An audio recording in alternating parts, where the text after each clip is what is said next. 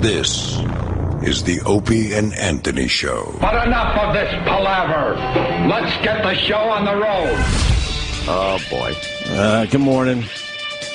Hi. I can't hear out of one of the headphones. Well, you got one ear? Wait, now it's working. Oh. Maybe the pot's dirty. Sometimes you got to go back and forth a lot with the pot. Trying to complain less, but that's one thing that will drive radio guys nuts. When their headphones aren't working properly. You can't have one. I can't do radio with just one headphone. I don't know how you guys do, too. I feel totally like I'm underwater when I have both headphones on. Really? I hate the way Voss does it because he looks retarded. Voss, yeah. I always have one behind my ear and one on my ear. Yeah. I never have two on my ears. I feel like I'm Oh, jeez. It feels weird to have two on like this. Does it? I don't like it. I like it a lot. It's like, you know, you talk underwater when it just feels like you're underwater hearing something. I feel too surrounded by it. Oh. Well, I fixed it just in time. I was just panicking for the last 2 minutes. That'll drive any radio guy nuts. Yeah, you can't have one. Remember when they used to, like, change out the headphones and it would mess us up for, like, not just a day, like a few days. It'd sound all different. And every headphone's sounds different, even if it's from the same company. That's always been strange to me. Yeah. You would think it would be exactly the same if you're buying Sony's or whatever. Exactly. But, all right, we're here and everything's fine. Sorry about that. Yeah, now it's working. Yeah! Dirty pots. Dirty pots. Yeah, you got to twist those dials. We're living in an analog world here still. Very analog here. Yeah, just let everyone else pass us by. Right, no with problem. all your fun digital stuff. We'll just sit here with knobs. Satellite dials.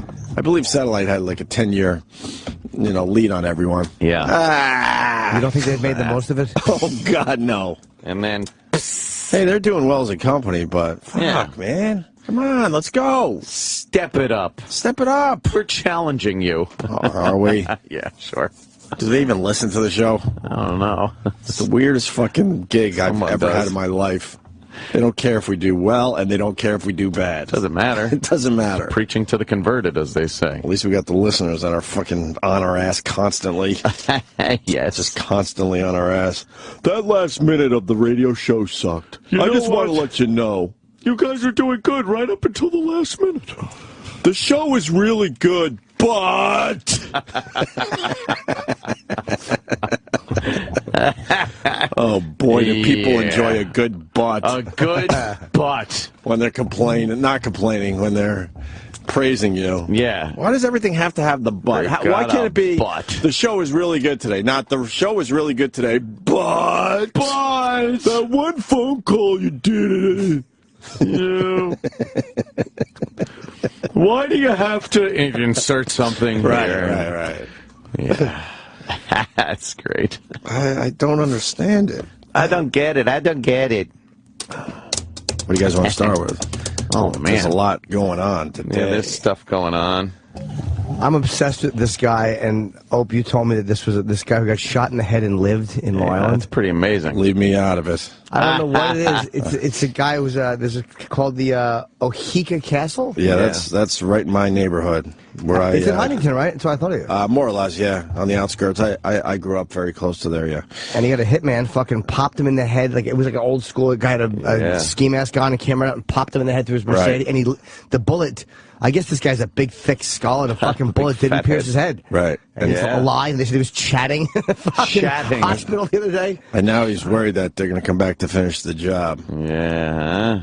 Yeah, that's fucked up. Look, you think it's some, there might be some, might be some enemies that he has. Yeah, I don't. Let's name names. No, he's been affiliated with some politicians and stuff like that. Oh, really? He's given a lot of money to some political causes and stuff that prevented some people from zoning things. So there's like that angle too. I don't go down that road. No, those guys don't play. The old dirt road. Those guys don't play, man. Nah. I might have worked, yeah.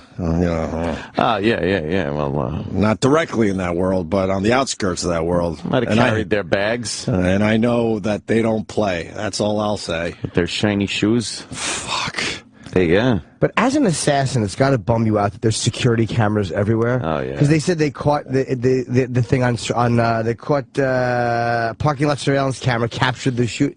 Yeah. Like you can't get away with anything anymore because of surveillance cameras. It's all just right there. Yeah. No, but I'm thinking like no matter where you are, there's a camera somewhere that's going to get you doing something. If it's not doing the shooting, it's going to be driving away or a traffic light camera. They look everywhere now. When there's a crime, they have people that just find every fucking camera in the area and check it. I was imagining one day if I did some horrific crime, could I like go into the subway? This is my escape plan. Oh, nice. So I got my clothes on, right? I hope so. And and let's say I have a backpack with other clothes. So I'm like, okay, I did my horrific crime. Now I'm going to dip into the subways, but the cameras already got me. They got you. But now I'm in the subway. Yeah. How do I change into the other clothes so when I pop out somewhere else in the city, they don't got me again? That's just it. I've thought about this. Because there'll be video of you with the clothes on and then coming out of the same place with the new clothes, and they'll go, well, he's wearing those new clothes. So they'll catch me changing into my my new clothes, right? Yeah. That's what I thought. I've thought the same. Do you really think this shit? You have no idea. Oh, thank God, because I thought I was... The same daydream. Okay. Probably about the same company president.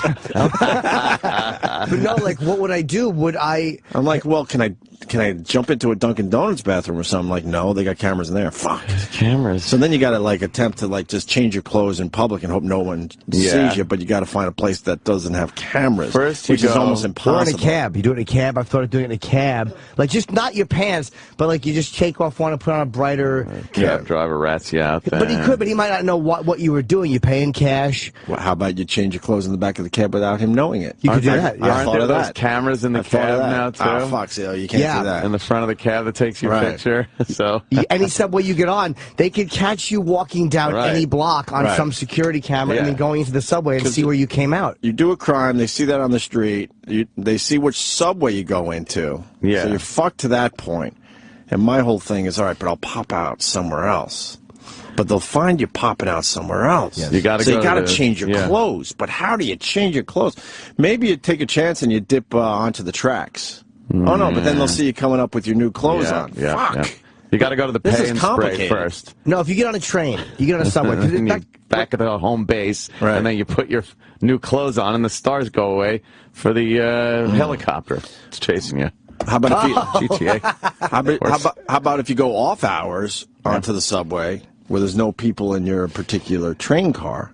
But then they would know, right? Cameras still. Shit. But there's no cameras on the train. So if you went on the train and you wore, like, say, your outfit, but you in your backpack had a bright yellow sweatshirt and a hat, you could put that on the train. No one would notice you putting something over your regular clothing. The jacket might kill you in the winter, so you better off doing it in the summer.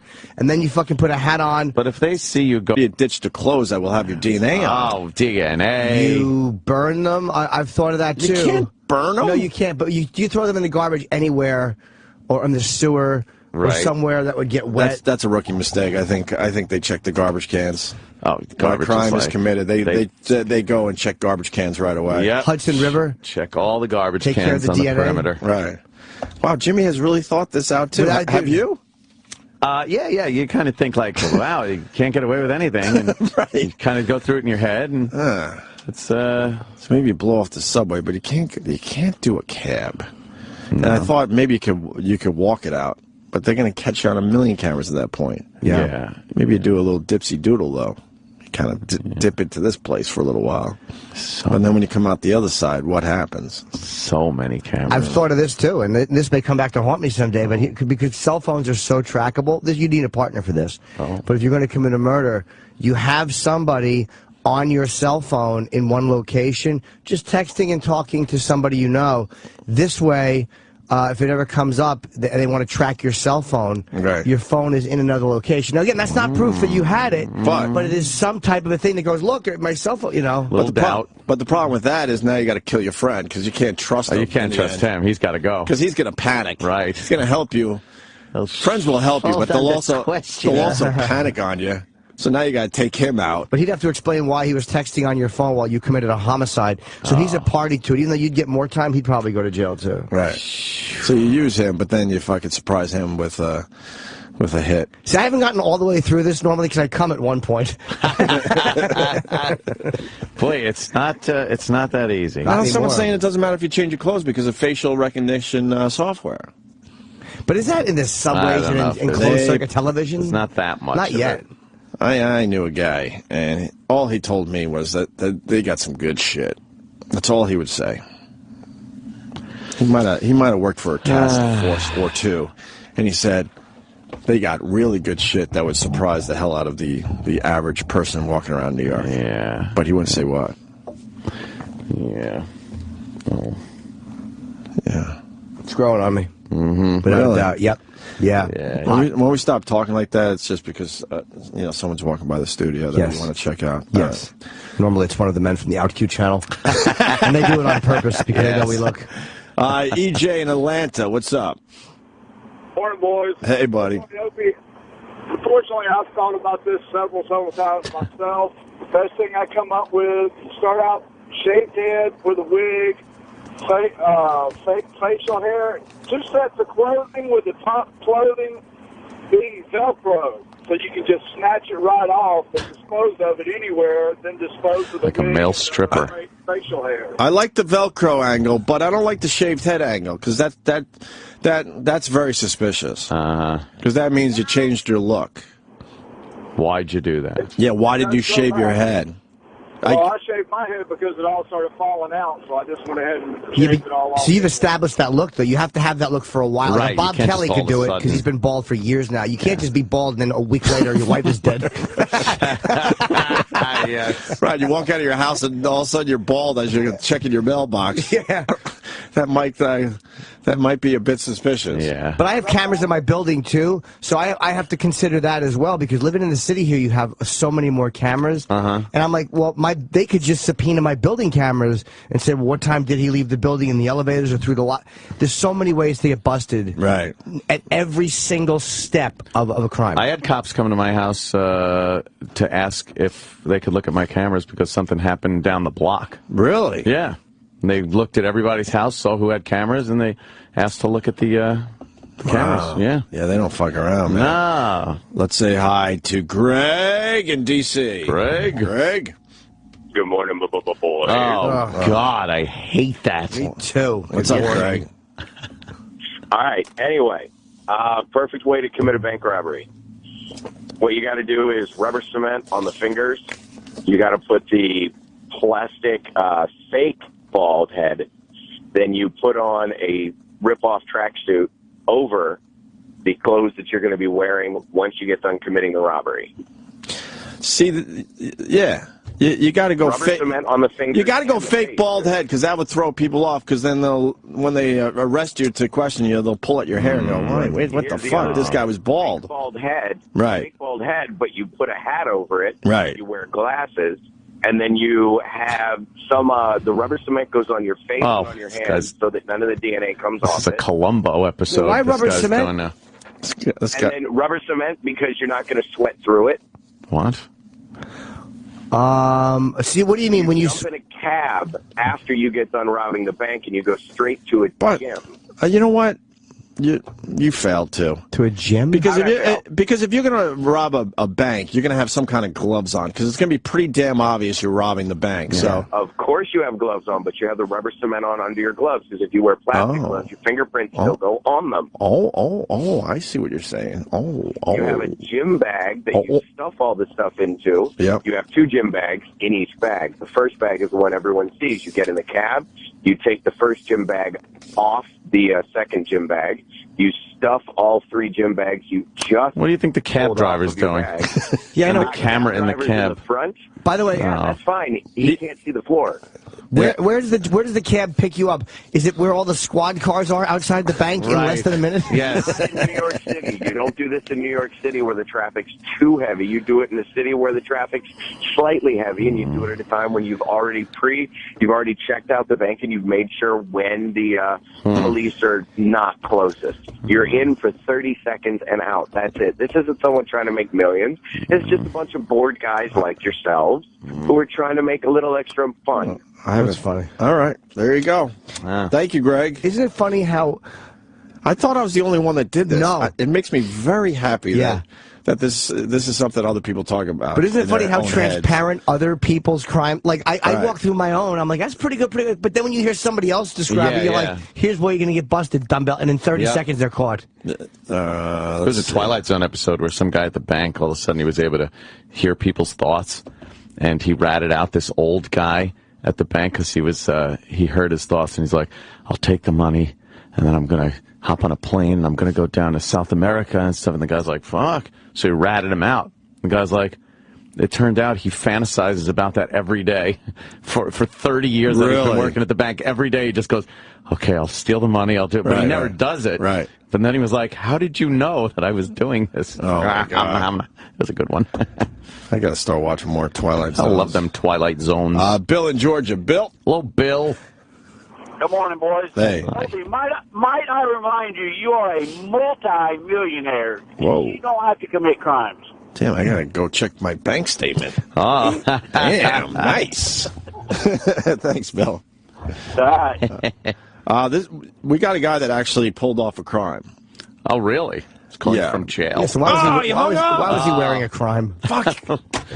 He got scared. He hung up. See? He said that he used a Big Bird costume to pull off a Big Bird costume? It just said to pull off a crime. Well, I think the best time to rob a bank is Halloween, obviously. Right. You could dress like anything, and you could go out, and all of a sudden, you pick a very popular costume. Right. And you do it that way. We got an FBI guy on the line. Oh, really? Tim Monahan. Tim. Hi, Tim. This is Tim Monahan, FBI. Could I get the name and number of that gentleman that just talked about rubber cement and the bags, please? Oh, you need that information. This guy's a cracked FBI agent. He called up and asked for himself. Yeah. Hi, Tim. I mean, the guys. We're on the case, are you? It's really Tony for Brooklyn. Have a good day. Of course it is. Yeah, but that one phone call was a little... That guy really thought about it. He might have got a little taste. Maybe. He might have got a little taste back in the day. Yeah. Just a little taste. Little? You don't go too crazy. Oh, fuck, this is a good idea. Frank on Long Island. Frank. Hey, guys, I got the perfect way to do it. You wear a fat suit, and you wear shoes with lifts in it, so you look like you're taller and fatter than you really are. You dump into the subway, you get out that tunnel, you take off the fat suit, take off the lifts. When you come out the other end, you're wearing the uniform of a subway worker, and you look perfect like you belong there. That's true, and then they're all hunting for the guy in Scarface who got on stage, got shot. Yeah, the big fat thing, whatever his name was. God, that fucking awful thing. Terrible show that was. Yes, horrible. Like a fat guy, but now you're not a fat guy. But as soon as they find the fat suit somewhere down below in the subway system, then they know. There's 1,000 places to put things in the subway tunnel they never find. Grates, things. The tunnel. Grates? I think they check grates. They check. Yeah, but. They check garbage pails and grates. Then you put it in your backpack and you take it with you and you dump it later on. Here's a video of him jumping off of the platform, running down the tunnel. Here it is. With what looks like a fat suit. We need your help. Obviously, he's wearing a fat suit. Because here's a video of him coming back out skinny. Hey, I didn't say I had a perp. That's why I'm working. I haven't figured cameras it out all the way out, but the fat suit and the height would work. I kind of like the fat suit idea with the lips. Yeah. That'll throw them off for a little bit. It'll give you a little time to get out of the state. You put the balls, the facial hair, and if you really want to get crazy, a little shoe polish, change the color a little bit. Yeah, the one guy fucked up by saying, bald head with the wig. You got to go fake bald head. Yeah. Right, fake bald head. Right. You put a little spray tan on, something like that, so you look a little different. Then all of a sudden you'll have some self-esteem and you won't need to go out and rob a bank. You'll be like, let me go out and meet someone. I look great. Or you just become a radio show host. You got $1 million. There you go. Really? What about all the years where we made shit money? That's right. What do you mean listen, I've been listening all those years you made shit money, and I agree with you. Could have used some bank robbery money. The BAB days when you made nothing going to the park bench for happy hour. Oh, fuck. The park Did I give you a bumper sticker at the park bench? I probably did. Hope so. You gave me a stack to cover my pickup truck with. Oh, right on. All right, brother. You've been with us a long time. Thanks, Frank. Yeah, it was a long time. Thanks a lot, guys. Frank. Let's say hi to Daniel in Korea. Oh, the Korean dude's calling. Oh. What's up, brother? Morning, boy. Hey. Morning. Hey, a good way to get away with murder. One, you got to do it on your feet. You can't be in your vehicle because they'll pull your Easy Pass record, see what tollway you were on. Who's going to use an Easy Pass when you're robbing a bank? Yeah, everyone knows that. Don't use you can't jump in your Pass. car and go through a toll. Yeah, it's just like divorce proceedings. They'll pull that shit real quick. Yeah, You're gonna do it like American Psycho. Find some random bum and just fucking kill him. Walk away. Well, that's just... Right, well, it's not getting money. No, this is all about maybe getting money. We're talking some bank robbery. Or, right, you know. Yeah. All right. It's very impossible. Oh, fuck, this is a great idea. I was ready to move on, but this is a great idea. John on Long Island. John? Hey, how you doing? Hey, buddy. Hey, what's going on? I think you should really use the Todd show van as a getaway car. So yeah, no one will give a shit about that. No one will see it. Hey, you put some mud on, put some dreads on, you're good to go. I like to thank you, sir, and you're segging into our next little thing we're going to do on the show. Yeah. I was walking in today, and I was hearing, I swear to you, just horrendous audio coming from one of the computers, and E-Rock was in front. I go, what the fuck is that? Because the Todd show. I go, are we gonna pull clips from the show today? Because we're gonna try to move on a little bit. We'll keep an eye on the damn guy, but he goes, you have to play this. It's a horrendous song parody to start your show today. Oh, a song parody. Oh, a lot of shoehorning. So I don't know if that's ready to go, but I hope so. But the Todd show thing has really, really taken off with the listeners. Why would they keep doing song parody? Did someone tell them, like, this is with any radio, like, is a song parody a big listen? Is that, it must maybe be, we don't get it's a staple of Todd. The problem with Todd is this. He wants to reinvent himself, so he should just fucking not do any of that stuff for the first, I don't know. Yeah. First 100 days, let's say. Just talk and just let everyone get to know and then you. Maybe slide that shit back in. The crew. But you're making it sound too much like the Scott and Todd show, which was a bust at the end. Yeah. The ratings weren't that great. They were just kind of surviving. And Scott Shannon's in the paper today talking about his new gig, which we'll be taking a listen to on Monday. I cannot wait for That's that. going to be horrendous. We're on CBS. But he's pretty much hinting that, that there's bad blood between him and it's so and obvious. You don't think it's going to be a good show? Oh, it's going to be horrendous. Because he just can't do it anymore. I want to know who his little sidekick's going to be. Gotta have somebody besides the weather guys. Fuck, where is it? So I don't know. I read the shit and then I don't know what paper was in. I don't know if he'll be as bad as they were. If he's now the lead again, just talking. He's not going to just talk. I bet you his mic time will be very, very short. Very minimal. Very minimal, yes. If he's just throwing the songs, will it be as bad? Yeah. He'll just be intro and songs in and out, do a little weather, do a little traffic, and that's it. But it's going to be terrible. It's going to be horrendous. Yeah. I think it's in the other paper. I predict awfulness. Anyone have the other paper? I don't know which one you have. Papers. Get the papers. The Post? Yeah. I got the Post. The Post. No, it's called the Post, not the Post. One of the greatest murder weapons would be an icicle. Heard about that. Yeah, but then you have a bunch of water with blood in it. You drink it when you're done with it. There was a Alfred Hitchcock, I think it was, where a woman beat her husband to death with a frozen leg of lamb. Right. And then she cooked it and served it to the police that came over to investigate. The police ate the murder weapon. What fucking cops eat leg of lamb on a murder investigation? Back in the 50s, you could come over and they were eating sit dinner. down, right. Yeah, sit down. I kind of remember that one. And then you immediately divert them from their attention by saying, and a Negro played loud music. He did. Well, give us some lamb, man. Wholeheartedly. Yes. Oh, here it is. It's on page 52 of the Post. What? Under Star Report, which you and I normally read together, back to back on the toilet. Star Report. Yes. Star Report. Where is it? Yeah, page 52. Well, that didn't take long. Veteran DJ Scott Shannon, who announced his exit from PLJ's popular and long-running Scott and Todd morning show, has landed at CBS FM as the oldie station's morning drive guy. Shannon kicks off Scott Shannon in the morning this Monday. He'll be joined by Mr. G. Mr. G. And traffic reporter Joe Nolan. By the way, so much for a no-compete clause, right? Right? Look at that shit. Right He's out. Right. 5 days later. Right because they wanted him out. But this is a lot of telling stuff in here. It was time. Todd, this is Scott Shannon talking. It was time. Todd is very qualified to do the show on his own, and so am I, he told me. We worked together longer than most teams even think about working together, and it was just time for me to leave. He's the younger guy, and he's felt like he could do the show alone for a couple of years now. That's you got to read between the lines, as they say. I learned from him, and he learned from me. I really needed to reboot my career and do something else. Reboot. By the way, that's...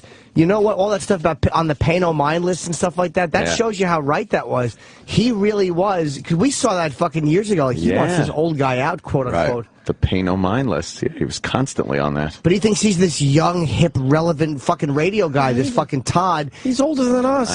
Stop. He's older than us. But he can put together a song parody. I'm on Team Scott.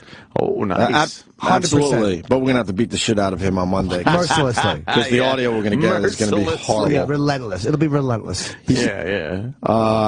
And what about competing directly with Todd? Well, we'll both be on the air at the same time. Will there be some looky-loos back and forth? Yeah, he said. But the music on the two stations is so different, and there's a lot of great morning shows in this market. There's something for everyone. I got a looky-loo. Yep. The younger guy thought he could. The younger guy, Scott was trying to Scott brings him on, and and Todd has been trying to get rid of Scott for all these years. And then Scott's probably like, all right, fuck you, I'm done, I'm out of here. Maybe PLG's like, we need a younger sound. Oh, yeah, that's what they did. And then they loaded up his show with, younger people. Right. And I can't blame Todd for being mad that he wants to bring in fucking Joe Nolan every day and talk to him. Imagine if Joe Nolan. No disrespect to Joe Nolan, but he's a big fat guy. Really he's a giant beach ball. Yeah. Yeah. Who really cares? Sunny, is it, Joe? Tell us more about that, Joe. Before we play this parody from The Todd Show, you got it. We're helping them trend every day on Twitter. This guy got away with serious crimes for about 10 years. I was hoping this little discussion would go in this direction. Our agent. Dave. Dave. What's up, Dave? Hey, what's happening? Hey, man. Hey, buddy. Can you guys hear me? Yes, Dave. We got you. Loud and clear. I just jumped on maybe about 10, 15 minutes ago, a long-time listener, but we were getting away with stuff. Well, the feds, when they finally caught up with us, said we were doing it for about 30, but we were only actually doing stuff for maybe a little over 10 years. But the only thing I was wanting to add is, unfortunately, people like to talk. Even if you do pull off a perfect crime, it just seems like there's always somebody out there running their mouth. That's what it is. People will talk. That's why I don't believe 9/11 was an inside job. Yeah. Someone would have fucking yapped by now. But what kind of crimes did you get away with before you got caught? Well, we started off doing little stuff. We were doing credit unions, pharmacies, and one of the biggest things that actually turned against us, we were in Indiana and going through a roof in a credit union, and a bread delivery truck broke down one of our license plates. You were going through the roof? Yeah, we'd go in at night and dismantle safes or hit the drawers. A lot of the smaller banks, they'd leave cash in their cash drawers. Holy fuck. When we eventually got hit, we all took plea agreements for 14 years, did 10 of the 14 under the old federal law. They weren't considered armed robbery because we never did do anything during daylight or business hours. So you were those criminals like in the movies. People like them because they don't do anything. Yeah, you're going through the roof at night. Yeah, but isn't it amazing? This guy did 10 years for that, and you can molest a kid and be with and be out in 5 or 7 years. Crazy. So the bread truck guys got you. That was the one that got you, huh? Well, I think they knew for a long time. I think that was just one of the pieces they needed. But under our discovery packet, there was a lot of people that were talking for years and years and years. Whenever somebody in our neighborhood where we grew up, somebody gets hit with pot or pills or something, the first thing they want to say is, "Hey, I know these guys." Make a deal, yeah. So why did so many people know what you guys were up to? Right. Well, none of us had jobs. All right. But also in Discovery, do they give out the names of people when you're going through your Discovery packet? Like you'll find out the names of informants? I didn't think they would give that out. Oh, it'll just say CC, Portman, or, it's not hard to put two and two together when You know. Yeah, you know somebody that's been busted. They get out, right? And all of a sudden the feds are knocking on your door. How long you been out now? I got out in 01, March of 01. Oh, okay. This goes way back. Are you keeping your nose clean? Yeah, I miss a lot of friends. I miss the money, you know, and easy money is easy gone. So wow. What kind of work do you do now? You don't have to be, you know, really specific. I just general contracting. So Yeah, okay. The one thing I got to ask you, we all have those weird fucking nightmares, and then we wake up in the morning and go, oh, fuck, Thank it's just God. a fucking dream. I'm not in trouble. Now, you had all this shit going on. How the hell did you sleep at night? Knowing that at any moment that door could be knocking and they're coming to get you. Well, I didn't have all the shit going on. I was a part of it. Right. Yeah, but still, you have to think, you know. At some point they came for you. Right, right. Yeah, but I mean, when you're young, it's easy to sleep when you got a new Corvette or a new Harley. Wow. Shit. It's got to live in large. A pink Cadillac. That's in my wife's name. Yeah, it's my wife's name. What's the matter with you? What's the matter with you? Sorry. Was it a relief that when you got caught in a weird way, or not? Not really. It was for me because I knew what was going on, and it wasn't, you know, didn't take long to figure out what's going on. I took off and ran for 6 months. Ooh, and, on the lam. Ended up getting caught, of course. I got pulled over in a beat-up pickup truck with a vet tag on it. So, you know. But you were on the lam for 6 months. That's pretty impressive. That doesn't seem like an easy thing to do. Like, how'd you get money and stuff? Just work, construction, cash. Wow. What, did they pull you over and you had, like, warrants? Yeah, pulled over and... What were you doing when you got pulled over? Something stupid? Oh, yeah, I was speeding. Oh, dude. These guys always do this. Yeah. All those shows I watch, it's 10 and always 2, something 10 and stupid. 2. Drive like a human for fucking... You gotta. Warrants. You're on the lam. You're on the lam. You gotta drive nice. So you get pulled over for speeding, then they run your tags, and that was it. Fuck. That's the fuck you to do, right? I thought we could take care of it right here in Brainerd. Right. Somebody had a great idea on how to not get caught. Somebody said, just put on blackface, and then the news won't put out a concise description. Yeah, I was just wanting to holler at you, and... All right. Well, thanks for sharing. This is pretty wild. It always seems like you got a perfect crime, and there's always some little motherfucker with his mouth open somewhere, you know. So. Right. That's why you got to do it all by yourself. Thank you, Dave. All right, like you guys, and I appreciate all you guys doing. Thank you, brother. All right. Thank God you like us. Yeah, that's we want you guys on our side. He's all reformed, apparently. Right. Yeah. Thanks, Dave. Sounds like more of the same to me. That's got to be... oh, but you get caught speeding. Speeding. What I would never speed again. Oh, I'd be the greatest driver ever. Imagine that. You're like, I have warrants out. I'm fucking on the lam. But I guess after a while, you're like, you know what? I think I'm all right. I think I'm all right? I think I'm good. I'm all right. I think I'm good. Speeding. It's always something stupid. Right. When they pick up those guys, you watch episodes of cops and stuff, and they pick up the guys with fucking coke in their trunk. Mm-hmm. It's always like, hey, you didn't signal. Right. Or you were speeding or something. It's always like, what the fuck are you thinking with a trunk full of coke? Well, how did they get Son of Sam again? Was it parking tickets? Yeah, he had a parking ticket. And while he was committing one of the murders. Why wouldn't you pay those off? Well, just the fact that it had happened. It wasn't necessarily unpaid, but it was the fact that it had been issued while he was doing that. Right. So even if it was paid, they had a record that it was issued. Yeah. That's some amazing. But so he parked illegally? It might have been a hydrant or too close to a hydrant. It might not have been something so obvious. Who knows? That's lazy. I know. This is before computers and like all this. Before cameras everywhere, before computers. That's lazy. You got school cop work. You got to just keep driving around the blocks until someone pulls out. Yeah, somebody. He probably saw some couple making out though. Right. He's like, "Oh, I have to kill them." Making out. Making out. That was in my head a little yesterday. Yeah, that a little bit. Get over it. Yeah, that was the one that I had all day. I had a little get over it in my head too. Yeah, but making out was really like. That was the number one. What about Valkyrie? No, that one didn't get me. Instantly went out of my head. Yeah, the least catchy tune ever written. Making out got me, and boy, get over it. What a lot. Yeah, you too. Get over it. Who else got caught traffic-wise? Randy Kraft was a serial killer. A lot of people don't know. Brutal. I think he was He would smother people with cheese slices. There was a book about him, and I think he got pulled over with a body in the car or a dead Marine in the car or something. What's his name down in Jeffrey Florida? No. Yes, Ted Bundy. Ted Bundy. Had gotten away, escaped from jail in Colorado, and then in Florida gets busted with and his dumb little murderous Volkswagen. Volkswagen, yeah, with no passenger seat. No passenger seat. That much easier. Handcuffs. You didn't want to get a ride from a guy with handcuffs and no passenger seat. Jesus. He didn't play. No. He did not play. All right, we got food in front of us. When we get back, got a little song. So laughs for everybody. Got a few laughs for everybody.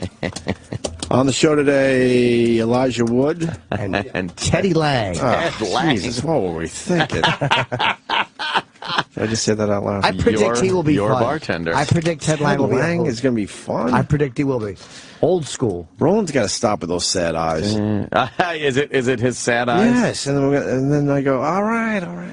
We'll take him. Take that guy. the guest. He comes in looking like the Mack truck dog, all fucking, all pettable, kissable. It's very sad. Yeah.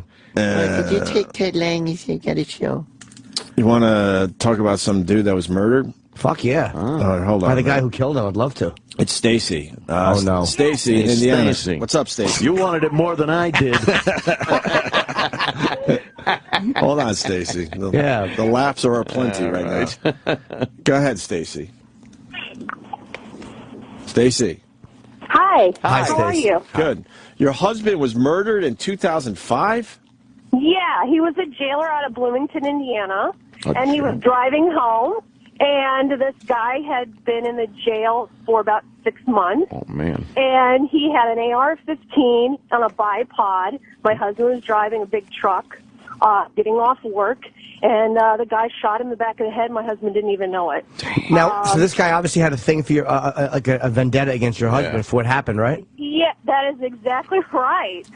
You can look it up on the internet. And the guy was talking about, they're called redactions. And when you look at court documents, they'll redact things. I used to work as a child caseworker, and they'll redact things. They're really hard to read. But the guy was talking about that you could tell who told on you. And all through the trial, you could tell, who told on this guy, how he was caught. Who told on him? Was it a guy, an old cellmate or a woman? An old cellie? No, his roommate actually called in a bomb threat because he was so afraid of his old roommate. He was actually afraid of him. This guy was so sneaky that he melted down an AR-15 in the Hoosier National Forest so he wouldn't get caught. Wow. That's pretty smart, actually. Melt down the murder weapon. Right. My late husband's father's a physicist, and he tried it himself. He said it takes less than a half hour. It's nothing but ash. Wow. It's nothing but ash. So your husband felt nothing, though? Pardon? Your husband had no pain at all, right? It was just probably like he just went... No, that's my saving grace. He felt nothing, they said. You sound... You sound a little cheery. Yes. It's bothering me. No! You hear that, right, Jimmy? My son and I listen to you every morning when I'm on work. Oh, thank you. Seems like it was a while ago, too. You move on. Have you found... It's been 9 years, and I'm with this great guy. Oh. Great. Yeah. I've moved on. Wow. My husband is in heaven. I believe in the afterlife. Heaven. People don't. Yeah, and he's looking down on us. We had one great little guy. And the guy that told on him said that if I had not gone on TV and radio and asked them to find this asshole, that he wouldn't have told. Wow. He said that in open court. My son, who was 8 years old at the time of the sentencing hearing, called him a coward. Oh. Pointed at him. Yeah, I've got a great kid. Damn. He's just like his dad. Yeah. Wow, Jesus. No, you guys are great. I've always wanted to talk to Jimmy and Anthony. Yeah. Oh, I love. Yeah, and Opie too. But it's all good.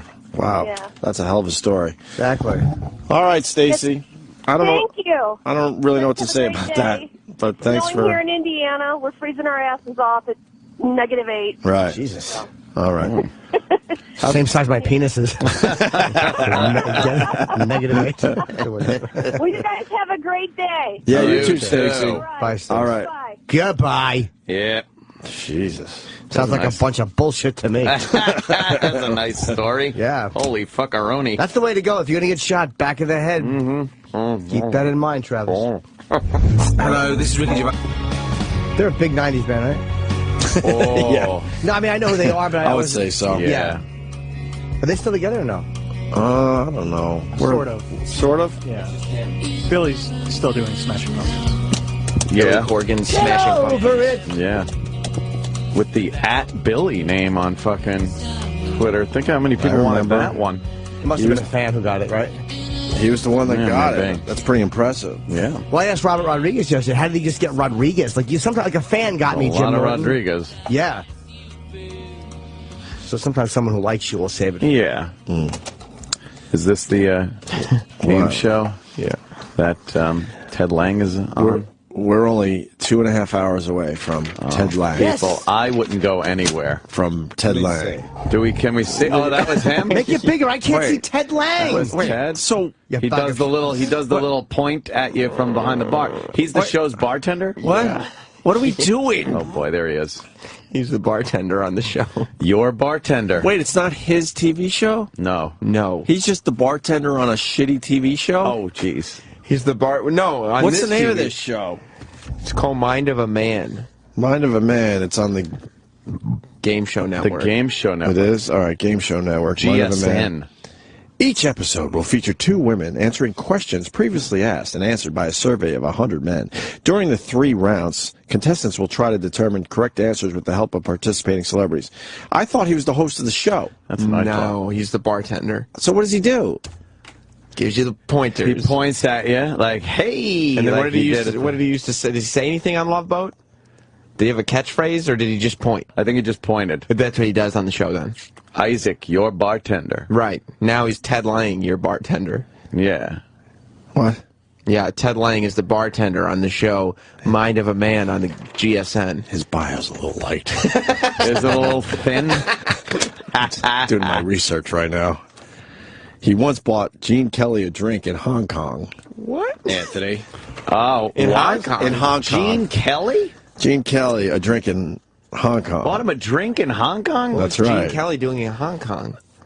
He may have been there to watch a sporting event. What? I know that Hong Kong does host a few things. What kind of sports does Hong Kong? Well, there was one big event one time, apparently. Mm-hmm. King Kong was over there. King Kong. King Kong went to Hong Kong. Yeah, he was there. For the sporting event? Or? Yeah, it was to play ping pong. Yeah. And it was very unique the way he played. He used his ding dong. No way. Yes, I swear to you. You want to learn more about Ted Lange? I certainly do. His finger thing towards the camera. Yeah. That was an ad lib, everyone. Wow. He just decided to do that one day in the Love Boat, and they liked it. You're kidding me. Famous. That was an ad lib. What was the finger thing towards the boat? I don't remember. He would do like. They used to do the credits. Right. Inside the little wheel, inside the little ship wheel. Oh, right. And it would be Isaac, your bartender. Right. Because it was like your, purser yeoman, your this cruise director thing. And he would go, give you a little point in, hey, I'm here for you. If you hear me say yuck really loud, that's no. because Ted Lange did that to us. Oh, no. Later on this morning? Yes. He's going to do it right away. I bet the second he walks in the door. Here it is. The second that door opens, Make sure you film me. Hey, Ted Lange. Make sure He's you going to film go, hey. He's I'm going to go, yuck. Oh, God. Oh, God. He appeared in 250 episodes of The Love Boat. How many episodes were there of that fucking show? Like 250. Probably You 250. thought there's only 200? He just did 50 more on spec? He directed 12. and wrote 5. Wow. They throw him bones after a while, yeah. No, he wrote that. I'm sorry, he wrote the famous. Remember the episode where Gavin McLeod got his ass eaten? Captain Steuben got his ass eaten. The ship ran aground because he wasn't where he was supposed to be. Ginger Rogers once told him he was a wonderful actor. Ginger Rogers was on the Love Boat, I bet, right? According to IMDb, he won the Renaissance Man Theater Award from the NAACP. All right. And he directed 1 episode of Fantasy Island. Oh, wow. The pillow on the chest one. Oh, God. Yes.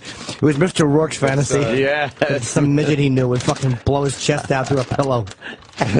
Ouch, it hurts. Is that the intro? And then there was... when does the bio start? Oh, see. And then there was the time... What else did he do?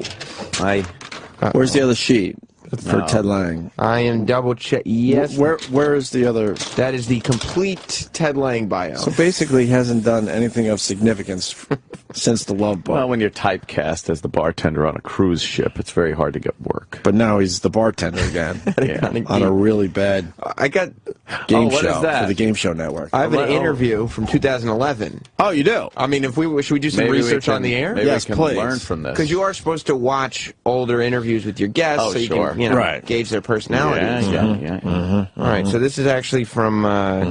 Okay, so it's not like. I mean, the Opie and Anthony show is a big media destination. Thanks for saying it, Sam, because if we said it, we would look like assholes. Right. Only big media destinations like the Opie and Anthony show and the Thunder Valley Resort get to interview Ted Lange. What is... It's a casino and resort. Okay. Okay? All right. Why are you halfway through the interview? This was all intro. What? Oh, wait, no, I got a third of the... Oh, no. Oh, good thought. Oh, no. He's... I guess I shouldn't skip that. Oh, no. And who's that guy? That looks like a wrestler. That's guy. the host? Yeah, he's the host. Okay. Penn Jillette. Just play this. Come on. Ted Lange, Thunder Valley says Lange. thank you very much for coming Is on out. his Did you have a name good time Ted there? Lange? Pleasure. Is it? I am Ted not Lange. calling him I have Ted never Lange. heard him called anything but Ted Lange. It's Ted Lange. It might be Ted Lange. You know what? I'm saying I Ted said Lange. it. There's an E at the end. So So you call him Ted Lange, and then we know either for your interview or this interview he didn't correct somebody mispronouncing his name. yeah. Teddy! Ted Lange. Having a wonderful time and happy to be here. And you know what? After this, I'm going to go out there, make some money. Hey, that's Tony Dow And his from machines, Leave It yeah. to Beaver. Well, That's isn't it Wally. amazing that so many people love Love Boat? They ask you a ton of questions up here. What's the most common question that they ask you, Ted? Oh. The most common question was how to make a margarita. Oh, shit. Fuck yeah! He's incorrigible. Get zooted. How to make a margarita. All right. Can I just issue a request? This is not as like a person who works here, but it's just as a fan of the show. Could he be... Can you guys, when he comes in, can you ask him, hey, Ted, how do you make a margarita? Yeah. Did you do that? Yeah. No problem. Except I'm not going to say Ted. I have another name. Oh, yeah. Isaac? No. Uh-oh. 15-yard penalty? No. Okay. All right, I got my first question.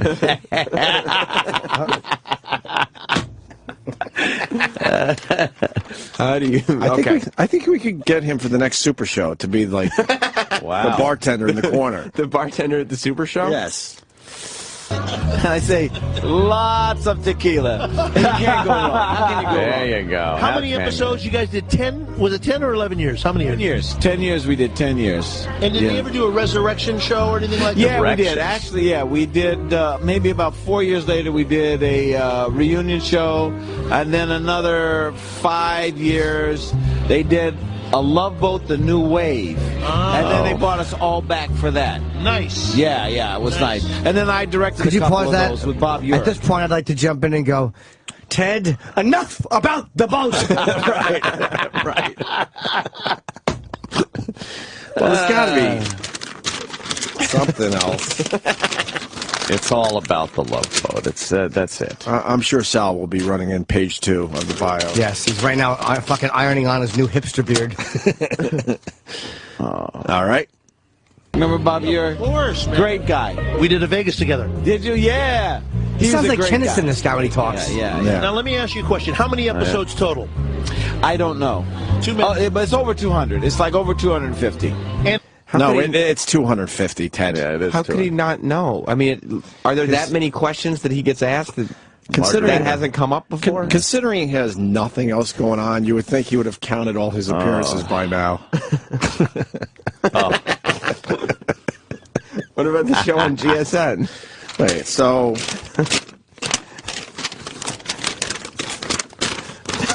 Nothing. This is it. And when you came up with the finger thing, That wasn't whose idea was that? No, ad lib. Yeah. Ad lib. I mean, we're doing, you're on camera, the guy says, smile into the lens. All right, here, rewind. I know how I'm going to say. I'm going to respond to that. I want someone to ask you. Let's just pretend that Let's make believe we don't know, and we'll ask him about it. Okay. I think I know how I'm going to respond.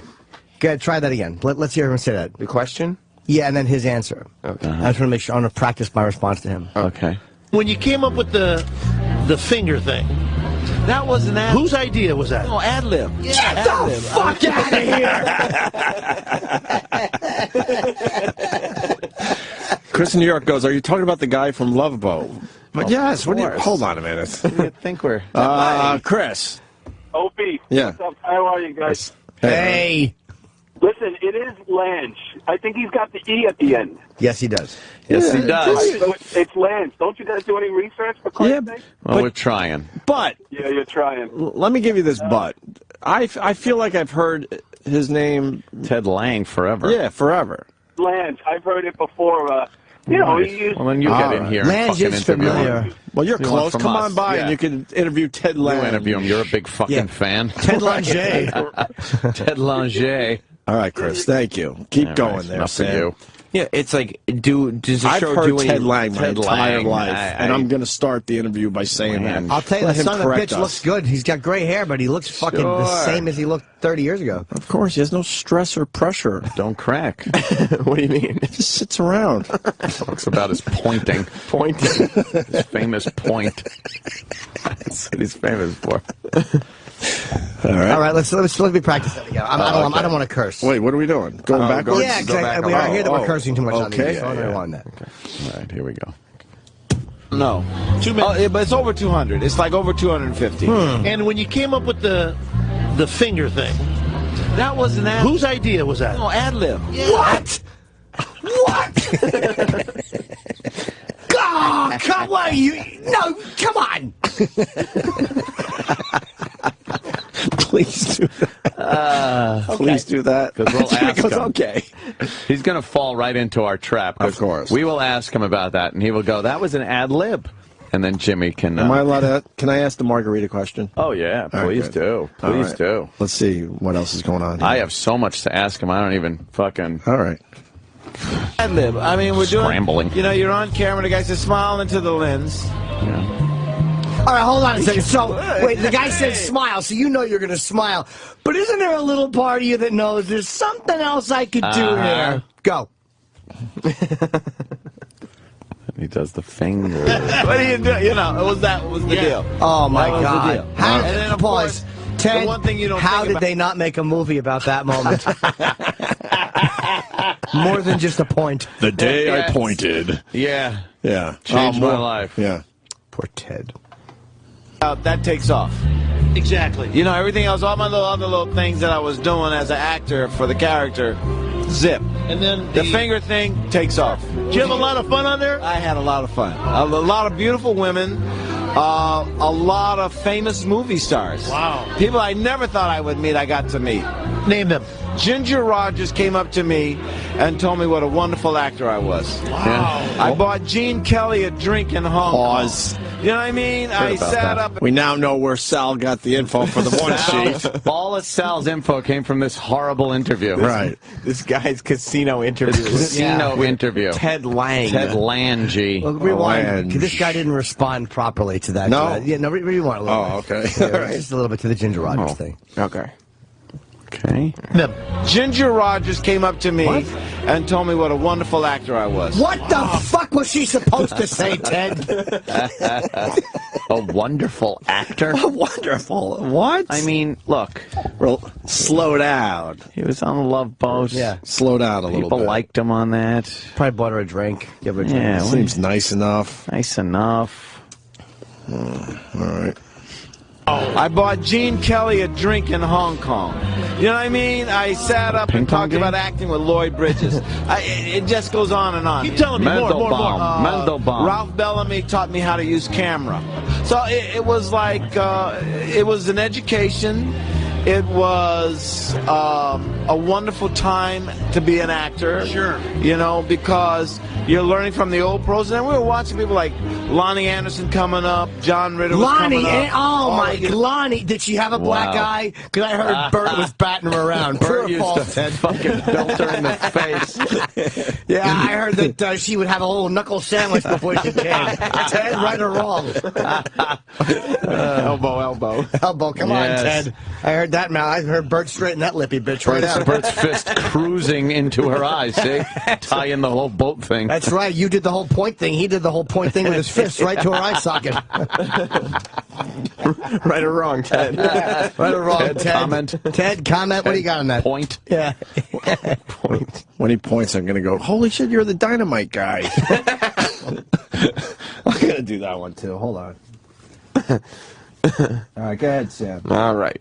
You know, all of the young and up-and-coming stars, Tom Hanks, Martin Short, all those guys came through. Lorenzo Lamas. Right. On their way to doing their deal, yeah. Tell me about Zsa Zsa Gabor. Zsa Zsa Gabor was a wonderful... Speaking of bore. A lot of fun. The one that was Of course she was her right. Let me ask him a question, Ava. though, Ted. Was this before or after she began having parts lopped off and thrown in the hamper? I understand she's down to an ankle and 2 nose hairs. Ted, what do you got on that? Still alive. Oh, man. Unbelievable. She really is. She's fucking the hand from the Addams Family. She's going to be buried in a hat box. She's playing Thing. Yeah, she's Thing. They just, ask her a question, she snaps out a response. Oh, yeah. All right. Ava Gabor, Green Acres. Ava Gabor was really nasty, but she pretended like she didn't know what she was saying when she was being really nasty. But she would say, double entendres came out of Ava Gabor. Wait, Zsa Zsa is the one that's falling apart. Gorgeous. Right. She was Ava's the sister. Oh, She Ted was will on correct me, Green though. Acres. That'll be good fodder. Right. He'll go to Zsa Zsa's that one. But he asked about Zsa Zsa, and he's talking about Ava. Yeah, the interviewer asked about Zsa Zsa. I already know what I'd ask. Go back a little bit. See, we missed something here. We did. Yes, watch. Oh, all right. What topic do you want me to tackle? Right when he said she's really nasty. Oh, okay, cool. But she would say, double entendre. Right. Oh, boy, Samuel. No, you're right. Sam, you bum. You're right.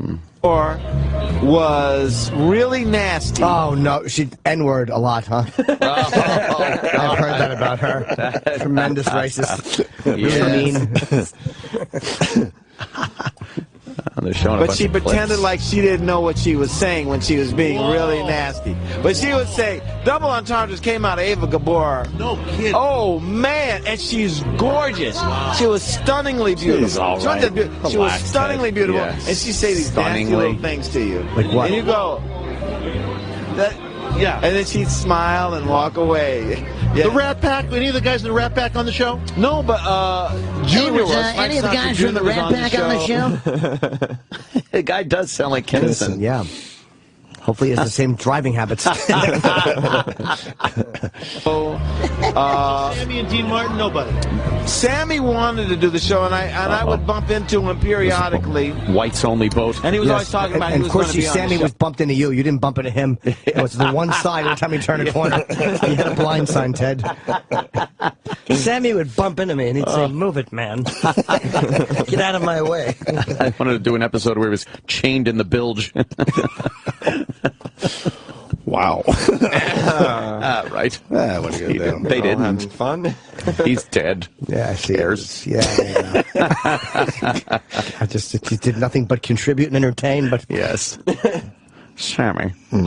He wanted to do the show badly, and he was good friends with Aaron, but something had gone down, and then they made up, and they became friends again. But what went by the down, time, Ted? You know, he was Yeah, always right. doing 10 million things. Well, So he I never know what got around happened, to Ted. it. Is this a classic story at a party where Aaron took out Sammy's glass eye and rolled it like a marble and said, "Now go get it," and then used a really nasty word? Classic story. Yeah. Pick your stinky fake eye up off the rug, you, and then use the bad word. 10 million things. So he never got around to it. No. Never got around to Well, it. Thunder Valley thanks you. We're going to take this out. I'm going to let you do your finger thing, okay? Your finger thing. He diddles his bunghole with it. Exactly. Put the other one in his piss hole. Thunder Valley. Jesus, that guy don't play. No. All right, that was. Open the door with his fucking head. He's hitting all the media destinations. Yeah. Thunder Valley. When was that interview done? 2011. Wow. Good thing it's there. So, you know, Sal could get all the info. No kidding. We're only just over 2 hours away from. Oh my gosh. Ted Lange. I'll say good for Ted Sal, though, Lange. for actually watching an Ted interview and Lange. getting some information. Yeah. I say good job, I said. I'm going Ted Lange. Fuck it. There's Yeah. a 42-minute interview. That's with him okay, Sam. online. That's all right. What about the? I want to see what he does on the new show, though. For a solid 2. Yeah, watch the 42-minute interview be really different. Yeah. Like, so, Ted, you were brought up on rape charges. Damn motherfucking right up. It's just a crazy interview. Michio Kaku's on MSNBC this morning. Yeah. He has officially blown us off. No, we didn't try to get him, did we? I don't know. I think we should always get Future that. of the mind. String theory. It says that your shoes tie that. Picture your shoelaces like little cookie people. Right. People. You remember when Neil Tyson was in here? Neil deGrasse? How great that He was amazing. Because he was so much smarter than we were, but he explained it in a way that wasn't totally retarded. Not like a We ridiculous. got to get him back. Yeah, he's coming back. Michio Kaku. Meet you, Opie from Opie and Anthony. Just wanted to say hi. I mean, it did our show a bunch. I thought, Yeah. I thought I could say hi without you running away scared. Hi, I've interviewed you and I live in the building. Who are you? I've never seen or talked to you before in media. Scaredy cat. Jesus Christ, you skittish. He's only 25 years old, you know. Oh, he looks a lot older. His hair's That's white. stress. His hair's all white from being yeah, scared all the petrified. time. Always petrified. Oh, he's a frightened man. And walks really fast out there on the streets. Extremely fast. So I have an amazing bit of trivia, by the way. You do? Amazing. Yeah. I didn't think, I thought it was crap until I looked it up. Someone on Twitter put me onto this. I want to hear it. We were talking about Ted Bundy. Blondie, Deborah Harry, got in the car with him in New York. No. And thought he was going to, and got out in the early 70s. Wow. How do you know that's true? Because I looked it up online, and it's her story. Blondie's Debbie Harry claims serial killer Ted Bundy lured her in the car.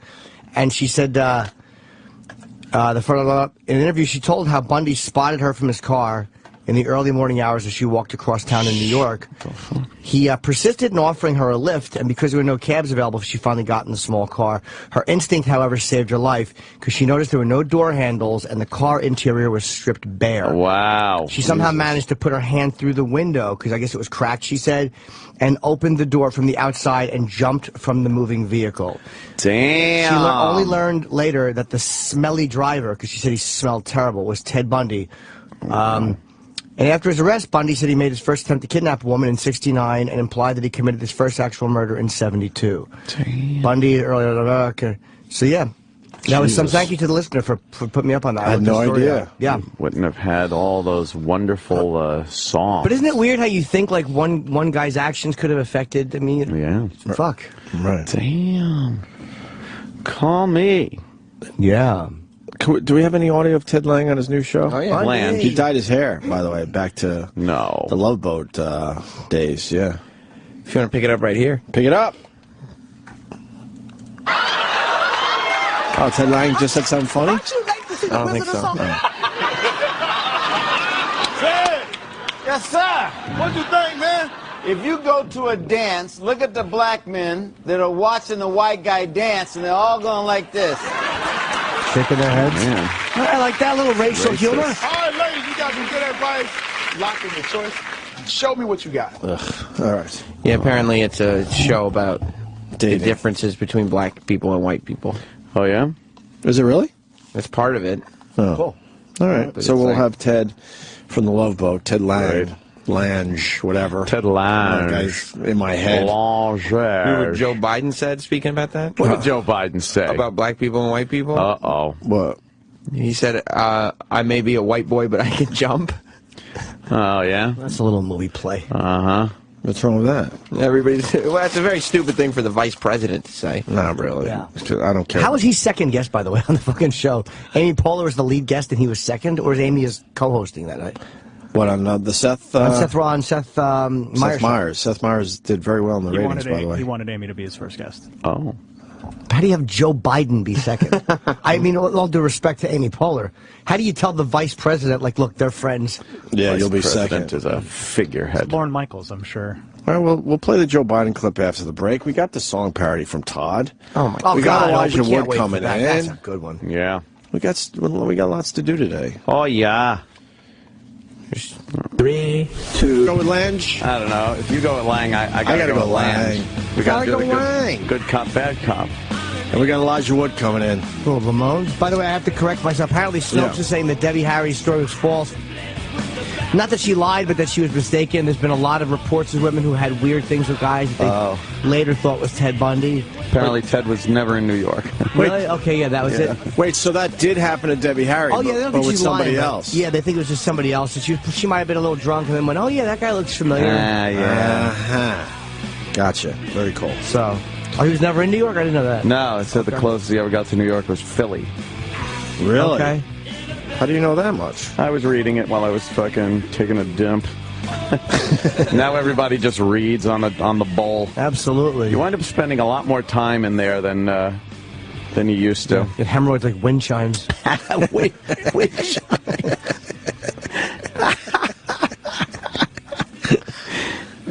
Crazy. How do you come up with this stuff, Jimmy? Oh my God. The Ted show. Jesus. The Todd show. The Todd show is up to day 3. Yes. Yeah. We're obsessed with this because this is everything that's wrong with regular radio. Yeah. A world we had to leave. Yes. We had to leave it. We were asked to leave and not to return. We probably could have made it I back know, there by now, but they just handcuff everybody, and it's just horrendous shit. So supposedly Todd, has got this brand new show with going to reclaim FM radio and the blah, blah, blah, and it's all the same garbage. I think his mission statement is he's going to reinvent the whole fucking thing. Reinvent the whole thing with phony phone calls. By going local. Going local and song parodies. No one gives a fuck about local anymore. No one cares. We've really become a global world. And not even just it doesn't in radio, matter anymore. Everything. Right. In everything. Local doesn't matter. It really doesn't matter. And for the people, I'm sure even our fan base, they'll probably tune into their local station quickly, maybe for just a few minutes, maybe for a traffic report or just maybe a quick headlines from their city. But after that, they're done and they're back to, finding entertainment. And it doesn't matter if it's local entertainment or on a national level. These idiots that go, we're gonna focus on the fact that we're local. We're local. It's not going to work. Yeah, CNN doesn't. Right. Let everybody else concentrate on national. Right. We're a local show. Doesn't fucking matter in the end. It just doesn't. Maybe a few years ago, maybe, but now we're all just used to it. Yeah. So the Todd show did a song parody. Oh, God. More shoehorning, I bet. I used to be a straight-laced, respectable guy, but it got me. I don't know what he said. I don't even know what he said. Oh, my God. That was the worst. What did he say there, though? I don't know. The shoehorning is right from the start. He's the worst offender of that I've ever heard in a song parody. What was he trying to say? I used to be a carpenter. Young, hip fucking comedy, that is. Young, fun stuff. Was that a show tune? I used to be a straight-laced, respectable guy, but it got me nowhere, so now I don't care. Out on the town every night, I rarely go home alone. I walk up to a bar with my shirt unbuttoned, and I do what I please, drink martinis, until I find a lady, then I drop into my zone. I give her my best pickup line. I ask her what's her sign. I can't follow this. Oh, my God. Who I can't follow this. Who laughs at this? Yeah. First of all, the song itself is done horribly. We all know that. Technically, he's an awful song parody writer. And then the content of it is about, he's talking about martinis and picking up girls in bars. Who the fuck does that in this day and age? Is that how young? Yeah, very young and hip sounding. No one goes to bars to pick up girls and drink martinis. By the time you get to the bar, you already know. You already have seen 20,000 naked pictures of each other. You beat off to each other. What the fuck? Beat off. Beat off. You already know the shade of brown of her asshole. Right, exactly. You know how brown her asshole is. It's fucking ridiculous. Boy, have times changed. How funny is this picture for the Todd show? Oh, it's the best. Shit. They're gonna have to come up with a new hashtag, I'm thinking. Yeah. You think that they noticed that it's been hijacked? Oh, boy, have they noticed. Well, let's get back to this. Line. I ask her what's her sign. What's her sign? Then moving for the kill. I prepare to drill. Every night I need a new thrill. Cause I'm on the edge of hoary. And there ain't no one that I won't do. What? The edge of hoary instead of glory? That's why the laughs in the back are happening? No, I think he wants to say horny, but he's not allowed to say horny on the radio. I don't know. I'm on the edge of horny, right? Hoary rhymes. Well, What's hoary, though? It's a girl almost being hoary, or I don't know. Like hoary. I'm acting almost hoary. Oh, hoary. duh. Okay, yeah, duh. But then there's big laughter in the background. Can you hear the tentative, the we're on the radio titters in the back? Oh. You see, this Twitter account. This is Todd Scheckler. It's a picture of Todd with that poorly painted mustache on. The edge of hoary. And there ain't no one that I won't do. I'm on the edge of hoary. I'll jump on you like a kangaroo. I like the blonde, brunette, redhead in my bed. Cause I'm on the edge of hoary. Looking for somebody new to do. I'm a self-proclaimed sex guru. Come and listen. They're so funny. Love you guys. This is the Todd Show. They're not so funny. What hack? Wow. What was the sound? Oh, yeah, just fucking full of electronic What was noises. that? That's what we always make fun of. Yeah. Can we hear the end of that again? I'm a self-proclaimed sex guru. Come and listen. They're so funny. Love you guys. This is the Todd Show. He was using his little voice, too, there, a little bit. I'm on the edge. Of hoary. I'm on the edge of hoary. E-Rock, that was terrible. E-Rock? Yeah, what are you doing, E-Rock? You were friendly with me. He's got something in his hand. I bet it's pizza. Now, I told Eric that we can't just continue playing the Todd Show clips unless you got something really good. Really good. Well, Eric doesn't know we make fun of them. He's just enjoying listening. Yes. It's his brand of radio. Yes, Well, I have something if you had nothing else to go to. You don't have to if you don't want to, but... What is it? I see what it says. What do you think? We can't do another phone scan. Oh, my God. He didn't do another phone scan. I hear he's No, doing he has to do 4 a day. day. All right. 4 a I'll day? be back. The voice is probably different, though, right? Well, this one he actually says a name, because the last few didn't have any names in it. I bet, is it a good name? Don't tell me what it is. I won't. We got to hear the name. Okay, all right. We got to hear the name. At least the name. Fucking stinks. Well, he was the one who said he's going to reinvent radio. The Todd Show. As he does the same horse shit he did with Scott and Todd. That's terrible. What? That's That's not nice.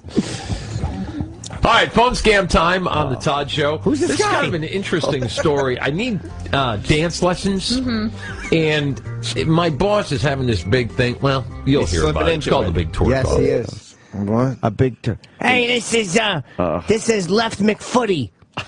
I got 2 left McFeets and I'm trying to dance. Oof, I bet it's worse. Nah. You'll hear about it. It's called the Big Tour. Get the fake voice on there. Hello, Dance Academy. How can I help you? Yeah, my name is... God! And no one starts a phone call with "my name is." Yeah. When have you ever called for pizza? Hey, it's John's Pizzeria. Yeah, my name is Slice of Pie Pizza Magoodle. Oh, it's a funny way to start. It certainly is. My name is... I can't wait for the name. But he's reinventing radio, guys. Yeah, reinventing. Hello, Dance Academy. How can I help you? Yeah, my name is Isman Snevlumchin. I'm from Brighton Beach, and I need to get me some twerking lessons on account of my jerk-off boss is having a twerk-off competition. and I Isman gotta win it or he's gonna Snevlumchin. bag me. Yeah, my jerk-off boss over there, Jerky Boys Rip-Off. Yeah.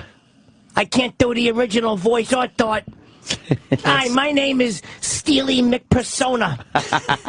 I like to take something that worked many years ago and then just kind of claim it as my own. He is really fucking ripping off the Frank Rizzo. Oh my God! And then I gotta win it or he's gonna bag me. Oh, I'm really sorry. I don't know if we'll be able to help you. Unfortunately, we don't provide. You know what? twerking You know, lessons. the economy is bad, right? Don't close the door to new business then. I mean, I'm going to have a tough time with this. When I was a kid, I was bitten by a snake and the venom froze up all my ass tissue. I'm sorry about that, but we are a professional dance company. We don't have anyone to rip-off. teach the twerking. stinks. We don't really consider that dance. Yeah, well, I'm let's get to sorry. it in a second. But what do you mean you don't consider it dance? I mean, I'm going to come in there like a wrecking ball and make it happen. You get the pop culture reference? We will teach ballet and jazz, all dance, professional dance that ballerinas can get into companies for, get my students into good college programs, things like that. Let me what was your name, Marissa? Oh, no. My name is Gianna. Yeah, I can't say G's. But you just said the letter G. Right, but I'm talking about in the context of someone's name. Like, I can say phoniness. G. Who the hell Yes, can't say G? fucking I'm just saying if it's part of the stinks. name, then, like, if I go to say your name, I say Yana. I'm out. I can't say do I it. can't do Well, it. moving Can't do it. forward, how about Can't you do can it. just call me Miss Tap G. it out. I can't do it. It's just Tapped. It's fucking enraging and terrible. It's not even fun. No, it's so bad.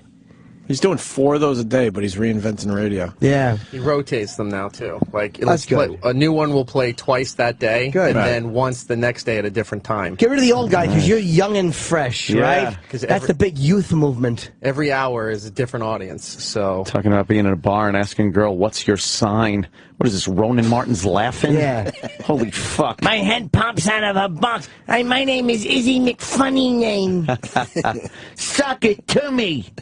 What else is he doing on the show? You've been kind of listening? He throws it to those girls all the time. Yeah. Like, I would rather hear he them. chimes in I a would little too, bit like here and multiple there. MIGs. Thank you. Like, he'll sit there and he'll go, yeah, they'll read a story, they'll read what's trending, they'll read anything else that's going on in New York. Right.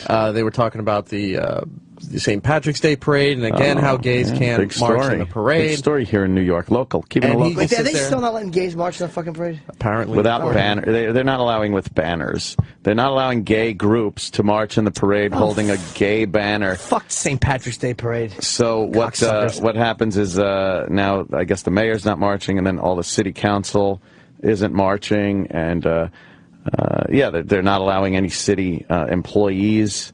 Well, they to- shouldn't ban to them march from like- marching. It should be a choice. You can't ban them from marching. Well, they can and they did. That's ridiculous. That's wrong. Yeah. But the thing is, the St. Patrick's Day parade is it's the Irish thing, but it's also a Catholic fuck them. A tribute to one of their saints. So again, the gay and the Catholic thing clashing. They don't want to have their morality mussied up with some gayness. So basically, gays are allowed to use the road that's tied up, right? Or can gays not? Can gays cross the road? Or oh, that's right. Get to the other side. They have to be get to the fist on the other side. Because it was inside the chicken. No, but I guess they have to stop because the parade's going through and be inconvenienced, right? Right. But they can't, right, got it. Fuck St. Patrick's Day parade. Fuck them. It's like a religious thing. I guess Donahue, what's his name? Bill Donahue was talking about it this morning. The fact that it's a Catholic saint, and again, those gays and Catholics, oh boy, do they butt heads. Show molested children, and how about you caught around a bunch of boys' assholes propped up and said, this is what we've supported. How about you do that? How about you? Fuck you. Let's say hi to Pat in Buffalo, who's going to speak for many. Many people call him with the same exact thing. Hello, Pat. Go ahead, Pat.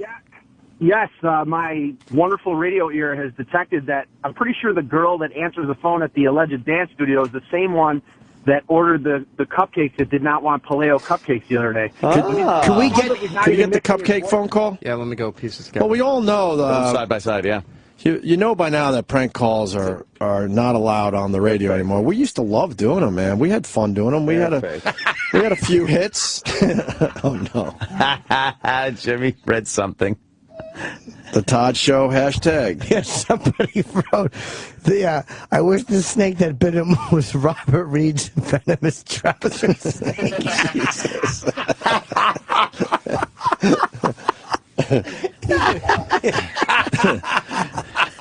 The deadly Robert Reed trouser snake, yes. Go get the cupcake phone call. Let's match it up. That's right.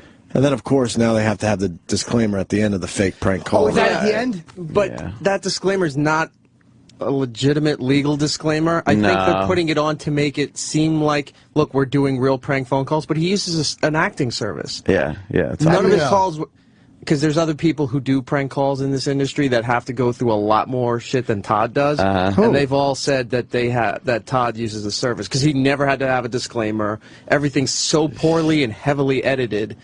You know, and a lot of the way... yeah, but the disclaimer says they're actors. They're professional pranksters or something like that. No, the disclaimers will say, like, they'll use a real situation where a wife wants to set up a husband. They'll get the wife on the phone, they call the husband, blah, blah, blah, blah, blah.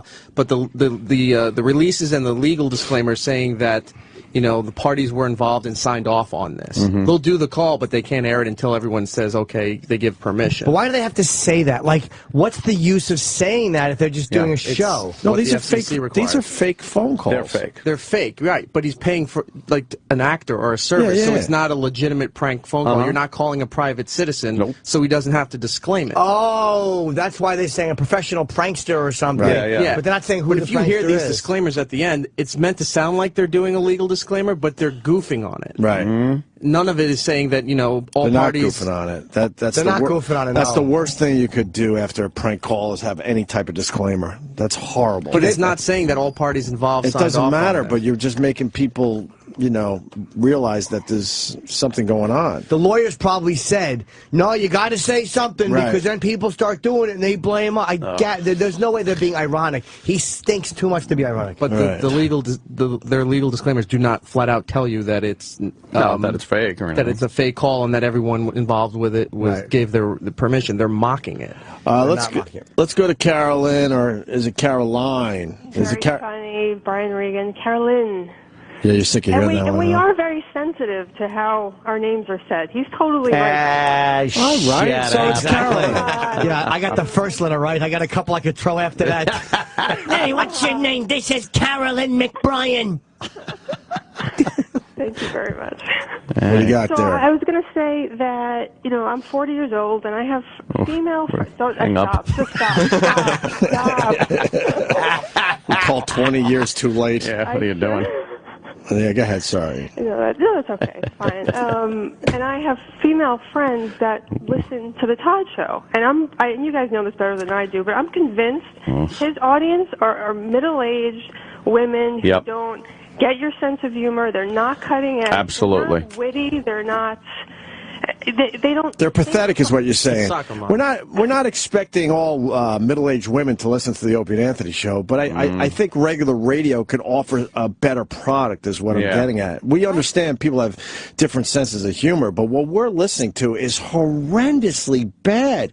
And I have to give the women more credit out there that they want something better than a horrible song parody or a horrible fake prank call. Yeah, prank. Don't give them more credit. Don't. Well, then that's just downright sad. Well, it's not just women, too, because, I mean, I work in an office with a bunch of accountants and boring people. Like Getting coffee for them, are you? Yes, very funny. On my knees, thank you. Oh, nice. Oh, she goes with it. Nice. Those arthritic knees. No, but You're 40. How's that menopause treating you?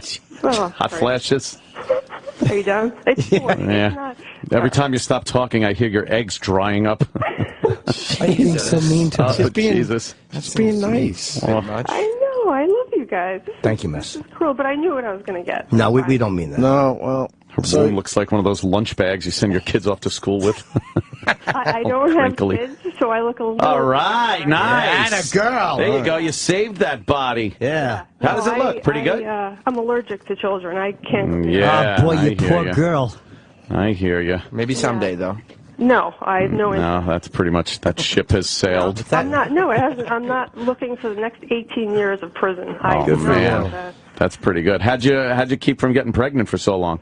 I'm married for 15 years. What? I don't want kids. It's not every woman wants kids. What happened to you when you were growing up that you don't want to have kids? I was raped. No, I'm kidding. That's pretty good, though. Yeah, you should have let that sit there for a minute. Sexy and funny. Yeah, so I'm an accountant. Let that sit there for a second before you had the big reveal. I don't know how to do this. What do? You take your glasses off and take your hair down and shake it in slow motion? Exactly. Being all sexy. Yeah. How do you look? You good? I think I'm okay, yeah. Good shape? I mean, everyone says that. Good shape, yeah. Yeah? I'm not overweight. Yeah. How's that ace? That A. Well, that sounds good. You got a cute voice. No, doesn't sound like it's been riddled by cigarettes like many women. I'm 40 years young. I don't have children. I am very clean. I think that's why I look a little bit younger than I am. That's no nice. kids. Everyone says it's no Shaved? kids. Shaved down there? Oh, Shaved? yeah. What do you do? Shaved? What do you I do? wish there was more women. What does a 40-year-old woman do? You shave it a bit? What does a 40-year-old woman do with her nest down there? What do you do? Is it shaved? 25, I lasered it permanently. Oh, my God. How do you know what the trend is going to be, though? girl. When you work in Manhattan, you live in Manhattan, you do cutting-edge stuff, and I never wanted to deal with it again. It was a lot of money, but it was the best. What if the trend comes back for Bush? And I think it is, to tell you the truth. I'm going on record as saying hair between a woman's fucking legs that's making a big comeback. It's making a comeback. But it will never be. It will never be such a big comeback that it'll be a turnoff to see bald.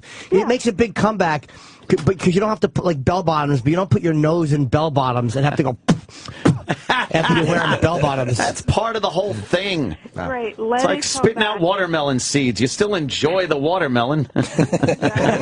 Yes. That's true, but if you had an option for seedless watermelon, you'd never one day go, I enjoyed spitting out those disgusting, stinky seeds.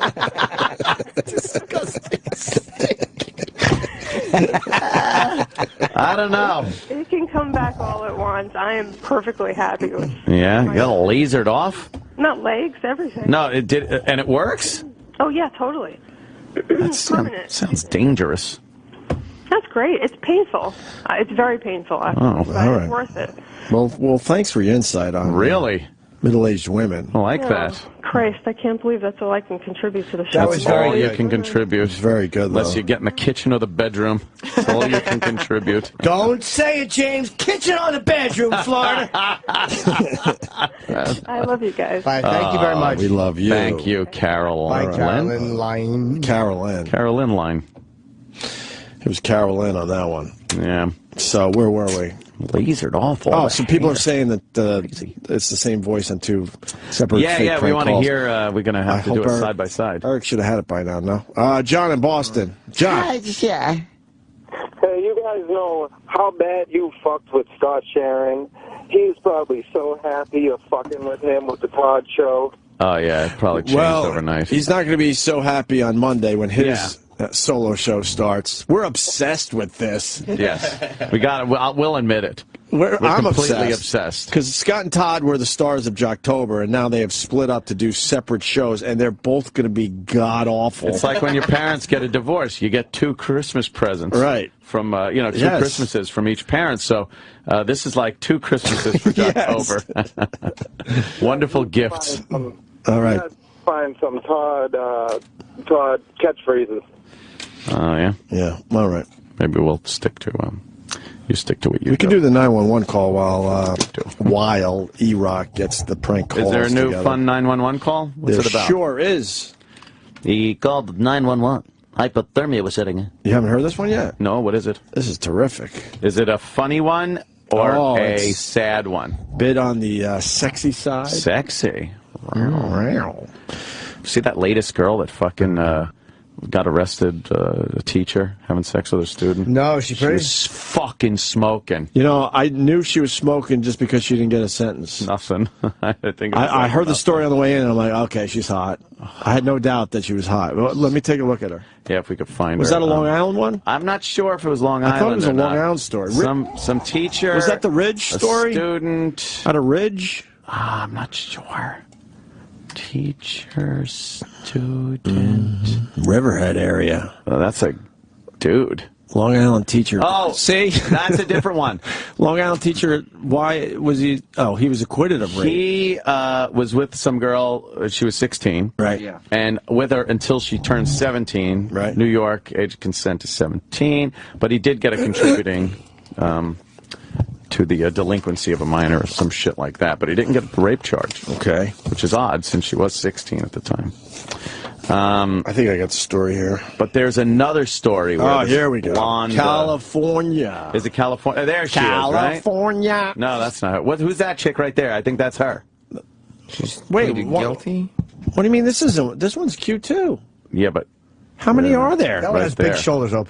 Yeah, she's a big little. neck lady. That one's. Well, this is just a headshot. In Houston. How old is the students? 16. Yeah. She's 25. And what happened? Someone fucking opened their dumb mouth? Did this always go on? Maybe we're just getting older, but I never fucking knew this happened. This was like Lotto, though. You don't know people that won Lotto. You hear about it. This fucking shit is amazing. But no, I've never had fucking one person win 2 Lotto tickets in a row.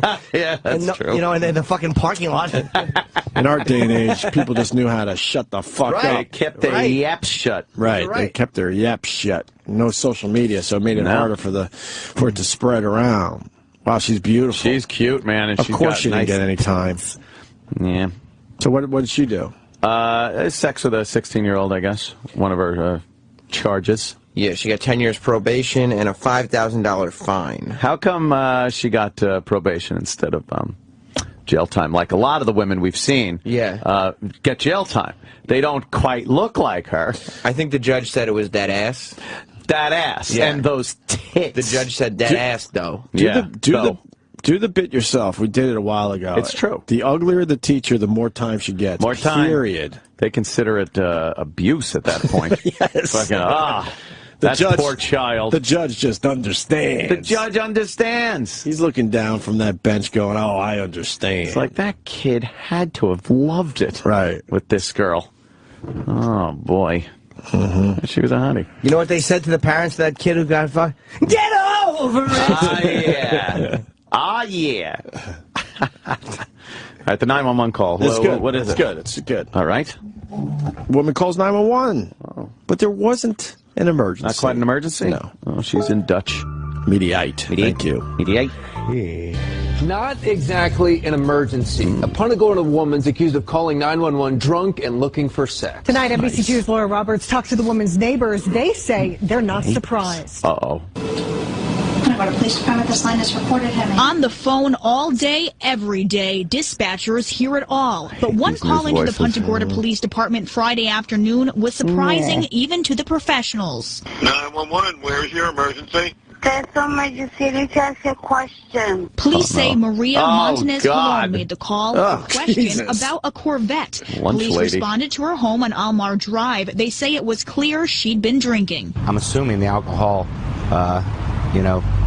forced her to, or or coerced her to call 911 and ask her questions. Questions that became even more inappropriate. Police say she indicated she wanted to have sex with the responding officer, going as far as to grab his arm and rub his chest. She got away from the questions and trying to get a little personal with our officer, in which, you know, he had no part of. Police gave her a warning about calling 911 when there's no emergency. They thought that was the end until 911, where is your emergency? she called again, and police came to her home a second time in the same night. When they got there, she said she was mad she was turned down the first time. It's disturbing. It's a little scary. It's using police resources unnecessarily. She even admitted to police she knew she shouldn't call 911 that second time, but said she had no other way to get that officer back to her house. After that, she was handcuffed and taken to the Charlotte County Jail. She doesn't need jail time.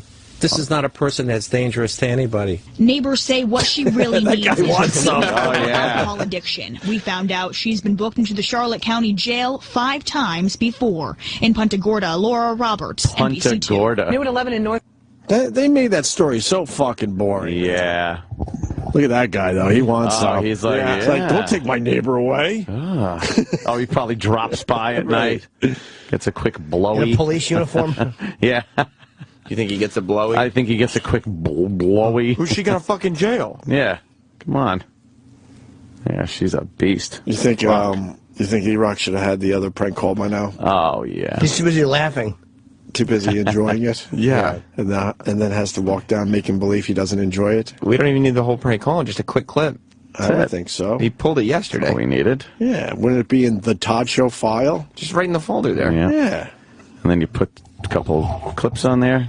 Done. Oh, is he doing all the work for us? Is he putting them together? I was just going to do maybe? it live on the show. I would think that you would probably want to make it as timely as humanly possible. But So, he might be putting it together where she goes, you know, hello, and then hello from both calls, so you get a real accurate. Is that what he's doing? Is that why it's taking a little longer? I highly doubt it. Because if that's what he's doing, then of course it would take a little longer. He's probably shitting. Oh, you think he's taking one of those big E-Rock dumps? He's dropping a deuce that's probably brick width. That fucking Jurassic Park Triceratops dump. Little pea brain. He can't focus on more than one thing. He has a walnut-sized brain. Shit. We could talk about the California couple. They're walking their dog and they find $10 million in rare gold coins. Yep. Why doesn't this ever happen to us or anyone we know? That's very, very rare, I would assume. Well, they had another one where some worker found a lottery ticket. Remember? I think we did the story a couple weeks ago now. And that was like $1 million fucking winner or something. And it was just the ticket was just blowing around in the leaves that he was gathering or something like that. I guess these gold coins came from the 1800s. But the rare part of they said because paper money was illegal in California until like the 1860s or 70s. Yeah. So to find coins this old in this condition, because they were heavily used back in the 1840s and 1850s, is ultra old. They said some of these coins might get $1 million for one of them. For one coin? Unless you go to the Pawn Stars place, and then it'll give you like $30 for it. Well, I got to have it rated. Got to put it in a case. It's going to sit in my shop for a while. They were walking on their property. It was like 6 rotting canisters filled. Yeah. That just came to the surface after all these years? Erosion. A little erosion, probably. Yeah, they saw the top of one of the cans after a rainstorm and went like, oh, what's that? And there's fucking gold in there. And they started digging around the area, and there were a bunch of cans buried. 10 million in rare, mint-condition gold coins buried in the shadow of an old tree.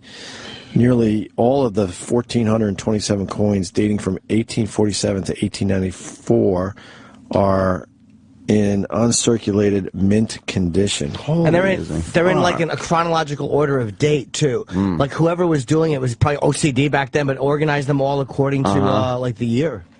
Yeah, like Jimmy said, the gold pieces only add up to $27,000 as far as the weight of gold. Which is a lot, by the way, in the weight in gold. In the weight in gold, yeah. But some of them are so rare that coin experts, like Jimmy just said, say they could fetch nearly $1 million a piece.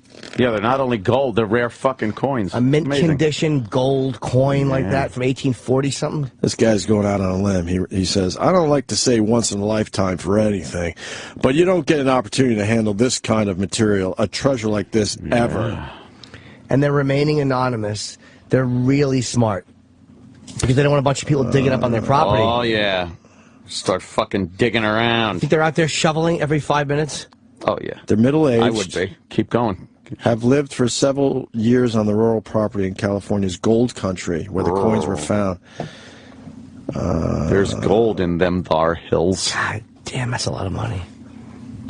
I want to find gold coins. Who doesn't, right? They plan to put most of the coins up for sale through Amazon while holding on to a few keepsakes. They'll use the money to pay off bills and quietly donate to local charities. Because I think that they said they have a pretty comfortable life. Yeah. If you own enough property in that part of the country to take a walk in a path in your own property, you probably got some money. Yeah. Rich get richer, right or wrong. Hey, you know, I find one gold coin in my lunch pail, I'm happy. I drop it in a Pepsi machine, get myself a Pepsi. I find a silver coin. How much it's worth? 25 cents. That's a quarter. Wow. The wife doesn't like me drinking soda. Pepsi's don't cost a quarter anymore. What the hell? Rich get richer, right or wrong? You're right. E-Rock's back. Oh, good. Hey, what's this kid been doing? Did you put it together all nice for us? Shits or whatever the hell you said. Whoa. You put it together all nice for us? Yeah, it's not what we thought. Then why are we doing this? Why? Because I wrote in saying it's not the same people, but you guys insisted on the clip. So. Come on. The kid did his homework. We'll cut our losses. I'll keep track all week with the scams. He still uses the same voice. actors and actresses, though. We know that. Yeah. All right. I just threw it away. We'll cut our losses on that one. Besides, we got to prepare for our Ted Lange interview. Lange, I hear. You starting to hear Lange more? I hear it's Lange. Lange. L-A-N-G-E. Lange. Wait, do they do the Open to the Love Boat and they go, Ted Lange as your bartender? Oh, Lange. I don't think they said it. They don't say it. Because it's just the song. Sure. Positive. The love. Even in the later playing. years? No, the song's playing. They wouldn't talk over that wonderful song. Written by our good friend, Paul Williams. We should call Paul Williams. Oh, yeah. Nah, I don't. Love. Oh, shit. Exciting in your climb aboard. Yeah. We're expecting you. Is this him singing or no? The love and love. Life's sweetest rewards. Let it flow. Let it flow. Let it flow. It floats back to you. The love boat. Soon we'll be making another run.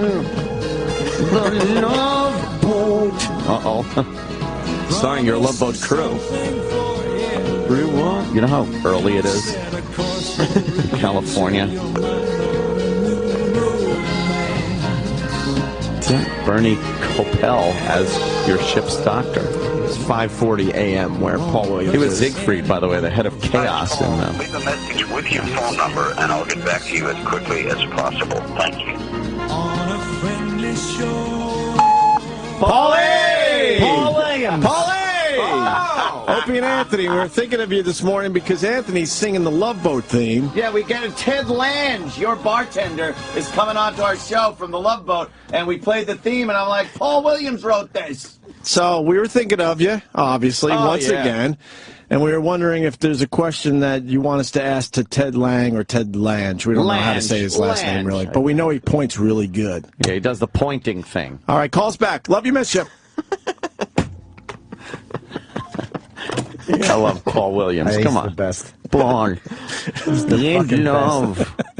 Life's sweetest reward. And he's going to call back on, hey guys, so good to hear you're thinking of me. Coming down in three-part harmony. That Muppet Show episode rules. Just an old-fashioned love song. Do they sing it? The chorus is different. Yeah. Yeah. How did they wait?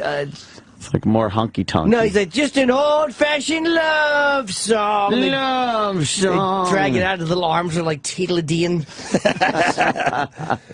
Coming down. I'm fucking mad he doesn't take our phone calls. 3-pot harmony-ow. Paul Williams? Yeah, man, what the fuck? It's 5:40 a.m. Fucking so early in the morning for that little fella. And he's so small. I'm going to put my phone right in front of me just in case he calls back. Last time he left a message, right? We missed his call. We did. Anyway, so we got the gold coins. Mm-hmm. That was kind of a cool little story. That's amazing. We got to get ready for Elijah Blue. He's going to be here. I know, Elijah Blue. Elijah Blue. Who's Elijah Blue? Elijah Blue is Gregg Allman's son with Cher. Oh, right. Elijah Wood, of course. I bet Bill Devane has gold coins buried on his property. You think? Well, you know what? His father told him to buy land, and he did. And he did pretty well for himself. Yeah. And then he learned how to ride horses. Mm-hmm. He learned how to fly airplanes. He learned how to ride motorcycles. Whoa. He chops his own wood, and he's got a bunch of fucking gold. How's he doing financially? It's great. What's in your safe? He's doing great. Bill Devane. Pretty well for himself? What a fucking braggart. He does brag a lot. I'm in my airplane. My father told me to buy land. I did. I did pretty good for myself. We don't all have such good fathers, Bill Devane. How'd you buy fucking land? You had to, didn't come out of nowhere. He got that money from fucking Marathon Man. And all the good land has been bought up already. When you're driving down a highway and you see like land for sale, you know that's shitty land. Shite. Look at Where's Bill the good Devane. land that we could still buy? God damn. Bill Devane has it all. Bill Devane's just pointing at his land. He's done well for himself. He's on horseback. Braggart. That's a great business if it was 1905. Right? Where's the good land? Where is it? You got to kind of guess now. Yeah. Let me say hi to Kevin. He's got more on the story of the couple that found those gold coins. Oh, does he? Kevin, what do you got on that story, sir? I was reading last night, the state of California has already requested the anonymous couple to come forward so that they can send them a bill for the quote-unquote income taxes that they will receive. The government's going to swipe some of it? Isn't that amazing? And somebody has also filed a lawsuit claiming that they own the mineral rights to the land. It's not a mineral rights thing. It's crazy. A lawsuit. By the way, of course. This is why. That's why. Listen, companies people, are how they are. If you find any shit in your backyard, don't tell anybody. Right. Don't tell anybody. Go enjoy your life and sell that shit. But we wonder why are companies like this? Why, like, because some fucking pig has to file a lawsuit to try to get something for themselves. Of course. That's why companies are. That's not the government doing that. That's not lawyers doing that. That's some scumbag citizen going, I want some for me. Yeah. It sounds like an amazing story. Watch, it'll be a nightmare for these people in the air. Sure. It'll turn out they should have never found these fucking gold coins. You watch. We're going to take a break, get ready for Elijah Wood. And there was something else, but whatever. We'll figure it out, I guess, right? When's Ted Lange coming in? 10 o'clock unless he cancels. Oh, no. What do you think he'll cancel? Cancel? Well, he might because he's fucking, there's a bunch of shows trying to get him, and he chose us. Yeah. Wait, he might be canceling? That's what I've heard. Sure hope so. I'm kind of hoping. What else? You know what I do when I'm stressed out? I take my legs and I put them straight out, take a yoga move. Yeah. I put my legs straight out and I go, Just retarded. Oh, there was something else. Today's podcast day. Oh, good. Let's check those numbers, Sammy. Yeah, let's go. Let's take a look. The Opie and Anthony podcast. We give you an hour to sometimes 2 hours a week every Wednesday. And for bragging rights, if you can, get our podcast through iTunes. If you can't, just get the podcast. That's fine. But if you do have a choice, choose iTunes so we can be up there with the big boys. All right? Ted was... This week's podcast, podcast number 42 is the best of... Scott and Todd. All right. We're really hammering it home. Oh, yeah. Oh, boy. The best of Scott and Todd, which means what? The best of Jocktober with Scott and Todd? Yeah, all Scott and Todd segments. Nice. All right. Go back to your seat. And we're checking our numbers right now. Ted Lange was in the 1986 TV movie That's My Mama Now. Oh. Up and down. Stop it. Stop. Shut up. Okay. Why is it taking so long to check our numbers? Sam's just fucking around over here. Because I'm getting tilt the screen. Sam's not doing his job. He's just fudging around. I think the Patrice O'Neill Memorial podcast is a little light in the numbers. Let's get that one up a little bit more, people. Ooh. The Ricky Gervais and Joe Rogan one's doing very well. Penn Jillette and Louis C.K. together doing very well. Bob Kelly, puking is doing very well. Ice Cube and Jerry Springer could do a little better. And then I guess that's about it for the podcast. Wait a minute. Jim Norton Hates Animals is killing. And, looks like so. All right, So go get our podcast, people. Do it now.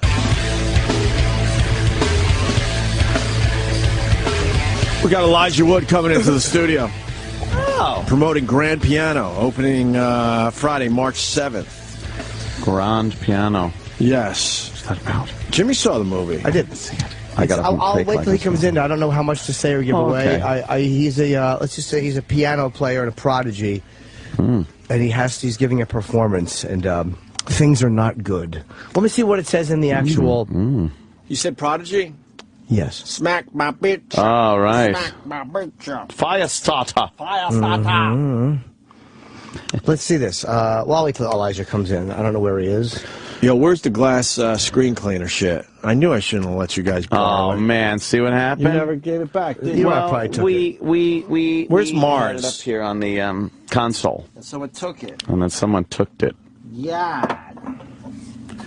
Never fails. Oh, well. You can't have anything nice around here. Pelvic bone. What? Hey, we just saw a big star in the bathroom. Oh, yes, really? we did. We've had on this show. Had on the show a few times, and I got absolutely nothing from this man. Well, he's only on once, though.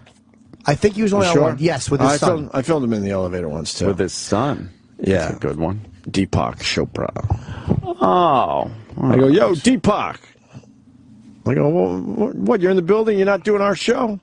And he said, what? Well, not much. He's doing a movie, a TV show or something. Oh, yeah? He's doing a TV show. Reality show? And then, I'm guessing. And I said, Opie from Opie and Anthony, and then all of a sudden he had to awkwardly go, so how's it going? Like he didn't want to ask that. Of course he didn't. I put him in a bad spot. In the bathroom, especially. So how's it going?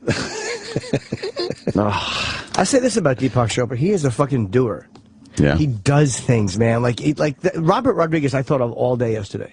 Because he was, he just does stuff. Like, even when he was, like, a nobody, he wants to do something, he makes it. He makes his own music. Like, he's not a talker. Like, just do it, right? Yeah, man. All Enough day of I the was talking like, God damn it, shit. this guy is, He's I wish I was motivated. Like that. Yes.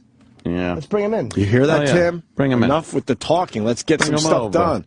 Hey, there he is. Hey, Elijah. Come on in. Take a seat, sir. Welcome back to the show. you guys like every few months. I know. Every few months you pop in. It is nice. We kind of like that. Good? I'm very well. Doing good? I have a cold, but that's Oh, man. Oh, quick, get me Purell.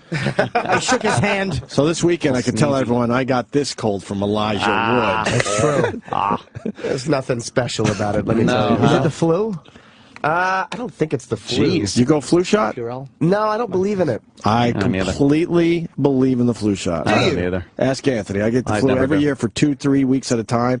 4 or 5 years in a row, no flu.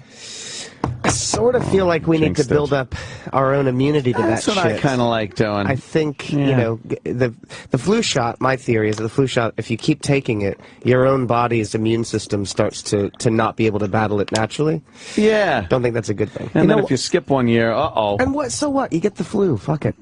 Flu stinks. The flu is awful. It's horrendous. And I have to be honest with you, I like to take the flu shot because I figure, when I gave up condoms in 1988, I have to help my body all I can. Right. Oh, Jesus.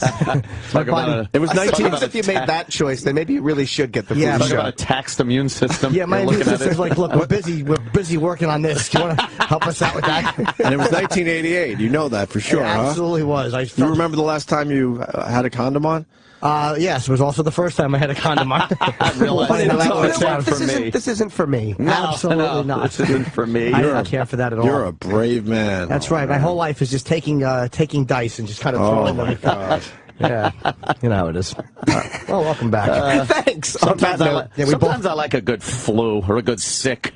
Yeah, get someone's there to maybe take care of you. And eat soup. Yeah, if you've got the time. I mean, the worst thing is getting sick and then having to work. But if you've got the time to just convalesce, and I like watch it some too. TV. There you go. And you drop a quick 7 pounds. Right. And you're like, you damn, get, I look good. You get some abs. Right. You're starving. And then that first meal. Those flu abs, man. Yeah, flu abs are great. Really. But then the first time you feel like eating, then of course you eat like a pig. blow And the 7 pounds goes back. Yeah, I hear you. But you're not finding really good things in the flu. You're saying like, well, you know, you can watch TV and eat soup. Like being healthy, like there's no way you can eat soup and watch TV unless you're busy, shitting fluid. Well, I like getting sick too because it's the only time I ever take NyQuil, and I love NyQuil. Oh, NyQuil's great. NyQuil's wonderful. It's just so much. That should not puts you be right legal. To sleep. It shouldn't be. NyQuil. And there are plenty of people who abuse NyQuil. Yeah, we knew one. Yeah, we knew. Jay Moore. Well, he talked about it. Oh, no shit, really? Our pal Jay Moore was all in with NyQuil. Blue-green tongue. All in. Yeah. All in. I think he's doing much better with that. Jay's great. Yeah, we love Jay Moore. But it's scary how many there's one cough medicine that doesn't have it though because I can't take it, but it's called Buckley's in Canada, and their whole slug line is it tastes awful and it works, and it really does. It smells like something you clean. You know what it smells like? A peat booth. A peat booth? Let me explain. Only Jimmy. What the hell is a peat booth? Oh, a peat booth is one of those sex booths that you. Oh, right. And it smells like ammonia. Oh, ammonia. Because the floors always smell like ammonia in those places. I know. I dropped my gum on them. That's horrendous. Ammonia, because they're constant. It smells actually very antiseptic. Peat booth juice. Yes. Yeah, but it'll make you feel better. Yeah, as long as you feel better. Thanks, sweetie. Oh, he brought actual. Well, no, if he's got a cold, I want to just make sure. And after my story, I'm sure he'll want to Purell his hand. Yeah, exactly. He really needs it. Yeah, it's a mutual What's wave. wrong with you? We say hello, we wave goodbye. You know, in the UK, they have in their headache medicine has codeine. Wow, really? Yeah. Canada too, right? Yeah. Yeah. That also makes a difference. Can you run into the pharmacy up there and just, hey, I'll take some of that and bring it back to the States? I was in Canada with a girl one time, and she thought that she had a venereal disease. Well, I was panicked. Was this before or after you decided to stop using condoms? Long after. Oh, yeah. And she's like, her pussy was fucked up, and she was really freaking out. And believe me, in my heart was like, I'm like, I don't know what it could be. You know, meanwhile, I'm going through like what I had done the whole week before. I'm like, this or this. What was wrong with the pussy? I need to know. Well, we had a doctor come. I paid for a doctor to come, and what did it look like? Nothing, but she felt really bad inside. And there was something wrong, and she was freaking. Emotionally, or yeah, right. Later on, you realize that's just being with Jim. Yeah. it was like when a Virgin Mary statue cries. Yeah. There's just one tear leaking down her thigh. Holy shit. But no, I had a doctor come to the hotel. We were so freaked out, and we went and got her something. It turns out, I took her to the emergency room. She was in such agony. Wow. And she said she felt an itch deep inside of her, and she was out of her fucking mind. Oh, my God. And we thought there was something wrong, and I've never panicked like that. Like, oh, my God, did I guess? But it turns out when she got back to the States, it literally was just some kind of a reaction and a yeast infection inside. That's all it was. Holy It was one of those things that women get, but this one just hit her really bad. But I'm so glad I didn't fess up to anything. Right? You were this close. Oh my God, yeah. And then how do you explain that? Like, well, you know, I thought it was a girl. You know, but no, it was one of those things that we were kind of And I'm like, well, did she go out and do anything? Like, you start wondering. Right. We got 2 phone calls for Elijah already. Oh, cool. Oh, fun. Let's go to Austin. Austin, Elijah Wood in studio. Hey, what's going on, guys? How are you, Elijah? Hey, man, how are you? I'm good, buddy. Hey, I just wanted to make a quick comment on the flu shot thing, man. I actually work in health down here in Houston, Texas. Yesterday, I sat in on a seminar given with the Methodist healthcare system down here about boring. Yes, sir. Please. Some rising rates of very serious diseases. A lot of that's caused by people not getting vaccinated. You know, polio. Things like that are coming back worldwide because there's been a very large push to go away from vaccines. People like Jim Carrey and Jenny McCarthy running out there saying... Yeah, we know all that, but what are you getting at with the flu shot? Well, I mean, the flu shot is a pretty important thing. You actually look at how many people per year die of the flu. Those people are supposed to die. Well, one could argue how many too people that actually die the people who are dying have a weakened immune system anyway, right? Yeah. Sure. I hear what you're saying. I think you're right. I mean, there obviously polio vaccinations. These things are important. I don't know about the flu, though. I'm not totally convinced. Elijah Wood against vaccinations. Yes. Yeah, that's the way that's not at all what I'm saying. Right. Yes. That's what's not at all what I'm saying. Elijah Wood says, "Let them die." Listen. I think that certain vaccinations are really important, but I also think it's really important to build up your own immunity and eat well. And you know what I mean? Like we have our bodies are built to withstand these sorts of things, and I think it's important to do that. Do you work out or anything, or are you just genetically thin, or I hit the gym? You're lucky. Not you. Oh. I used to. I just haven't had time in recent years. But yeah, I used to. You don't gain weight. Yeah. But I eat relatively well. You take care of yourself. I do. I try to. Yeah. And we have another phone call for you from Bob. Bob. Hey, Elijah, how's it going? Hey, buddy, how's it going? Hey, I loved you in all your movies, and just wondering, are you going to make Flipper 2? Jesus. What an ass. That's not what. It's not in the cards, I don't think. No, I love the show. It's my favorite. All right, thank you. Sorry. He was going to ask. Whatever. By the way, who listens to Jim Carrey and Jenny McCarthy anyway? It's like, I mean, a lot of people did for a while. But why? Jimmy? Like, because they're celebrities. It's so silly. Right. Like, we listen to our celebrities. Well, the situation as it pertains to Jenny McCarthy wasn't it about how certain vaccinations actually caused autism? She thought it might be. Right. But listen to a doctor, not a celebrity. Like, maybe something happened to her and you could hear her opinion, but don't allow your own children's vaccination to be based on what a celebrity. Go to your own doctor. Yeah, I think over the years it's been proven that to inoculate kids is better than to not. Yes. I mean, eradicating. I got two kids. I'm not going to take diseases. that chance. No, I'll assume my pediatrician knows what the fuck they're talking about. That's what you do. Yeah. So what? I mean, God. My immune system's good though. Like I take a little coldies if I get that. I stump for them. I feel something. Those little coldies. They used to have gum. Sure. Unbelievable. It knocks it out by like coldies is really good. Amazing. Yeah. And I usually don't like airborne's good too if you're about to take a flight. Yeah. Right. Yeah. Flights are the worst because it's just a cesspool of germs circulating around. Yeah. And I always eat my lunch in the bathroom on the toilet. It's just the way I do it. I mean, sitting on the floor using the toilet as a table to build up that immune system. You got to do that. Yeah. Expose yourself to those germs, man. I just like it. It's healthy. How did we get on this subject when we have Elijah in here? Well, we shook hands. Talk about his movie, for the love of God. Though. This is good stuff. Yeah. I did see it. I watched it, and I liked it. It was Grand Piano. Grand Piano, you saw it. Yes. Oh, great. I don't know how much to give away, so I was going to let you kind of, I'll start the synopsis as you're a piano player and a prodigy you're doing your first concert after like something on a meltdown. Yeah. And how much am I allowed to say? No, you can say more than that. Okay, at the very end. That's it. It was, the last frame. The last moment. But no, and it stars Elijah and John Cusack. And is that the first time you're working with him? First time, yeah. Wow. It was a real treat. I mean, he's great, man. I grew up watching him. Yeah. He's a total icon. Yeah, isn't that so odd? He's one of those like weird, wacky kind of kid, wacky movie guys. And he grows up to be a fine actor. Absolutely. Yeah. He's a bigger guy in person. He's very tall. Giant head. I can't believe how big he was. He's like 6'2" or 6'3". Like he's very tall. I'm definitely dwarfed by him. That's he's a big guy. Who's the girl that played your wife? She was really hot. Carrie Bichet. What else has she been in? She's lovely. She was in Argo.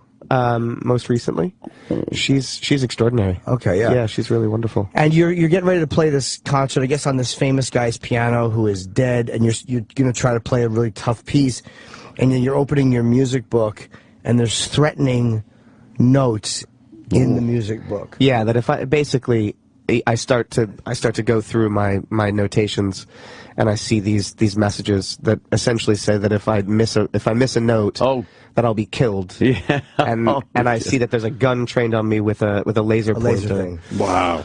And initially I don't take it seriously until he shoots the ground, and I'm like, oh fuck, that's real. So yeah, it's essentially that my character is forced to play And ultimately, what he learns is that he's going to be forced to play a very impossible piece that he would try to stay away from for a long time. Otherwise, he'll be killed, and his wife will be killed.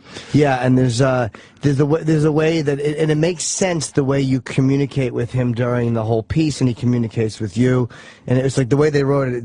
I don't want to give away the whole, but it was just well done. The communication between you two. I'm like, all right, that's how that would happen. Like, that's the only way that could happen, and it makes sense. But it was a tremendously original concept for a film. Now, this is based off of the Bugs Bunny and Daffy Duck episode where Daffy put the dynamite under the key of the piano. Ding ding ding ding ding ding ding ding ding ding ding. Yes. No, you're done, Bunny. Try it again. No, well, the way this film is sold is it's the piano role Adrian Brody was frightened to take. It was a tremendously original concept for a thriller, which was great. Yeah, that is a little bit of stress on there. As the guy would be playing the piano. Yeah, and I had to learn because I don't play piano. So I took lessons when I was a kid, but like so many kids, I quit. So I had the basic sort of rudiments down, but. How did quitting piano work out for you? You know? All right. Not too shabby. Worked all right. I got a movie-making question. So how do they make it look good when you're playing the piano? So I did 3 weeks of piano lessons with the music that we used in the film prior to going to Barcelona, because we shot just outside of Barcelona. And then an additional 2 weeks once I got to Barcelona with my instructor, who was also my double for any of the bits where you didn't see my face. Right. Yeah, but he was black. They should have used a white guy because the hands came away.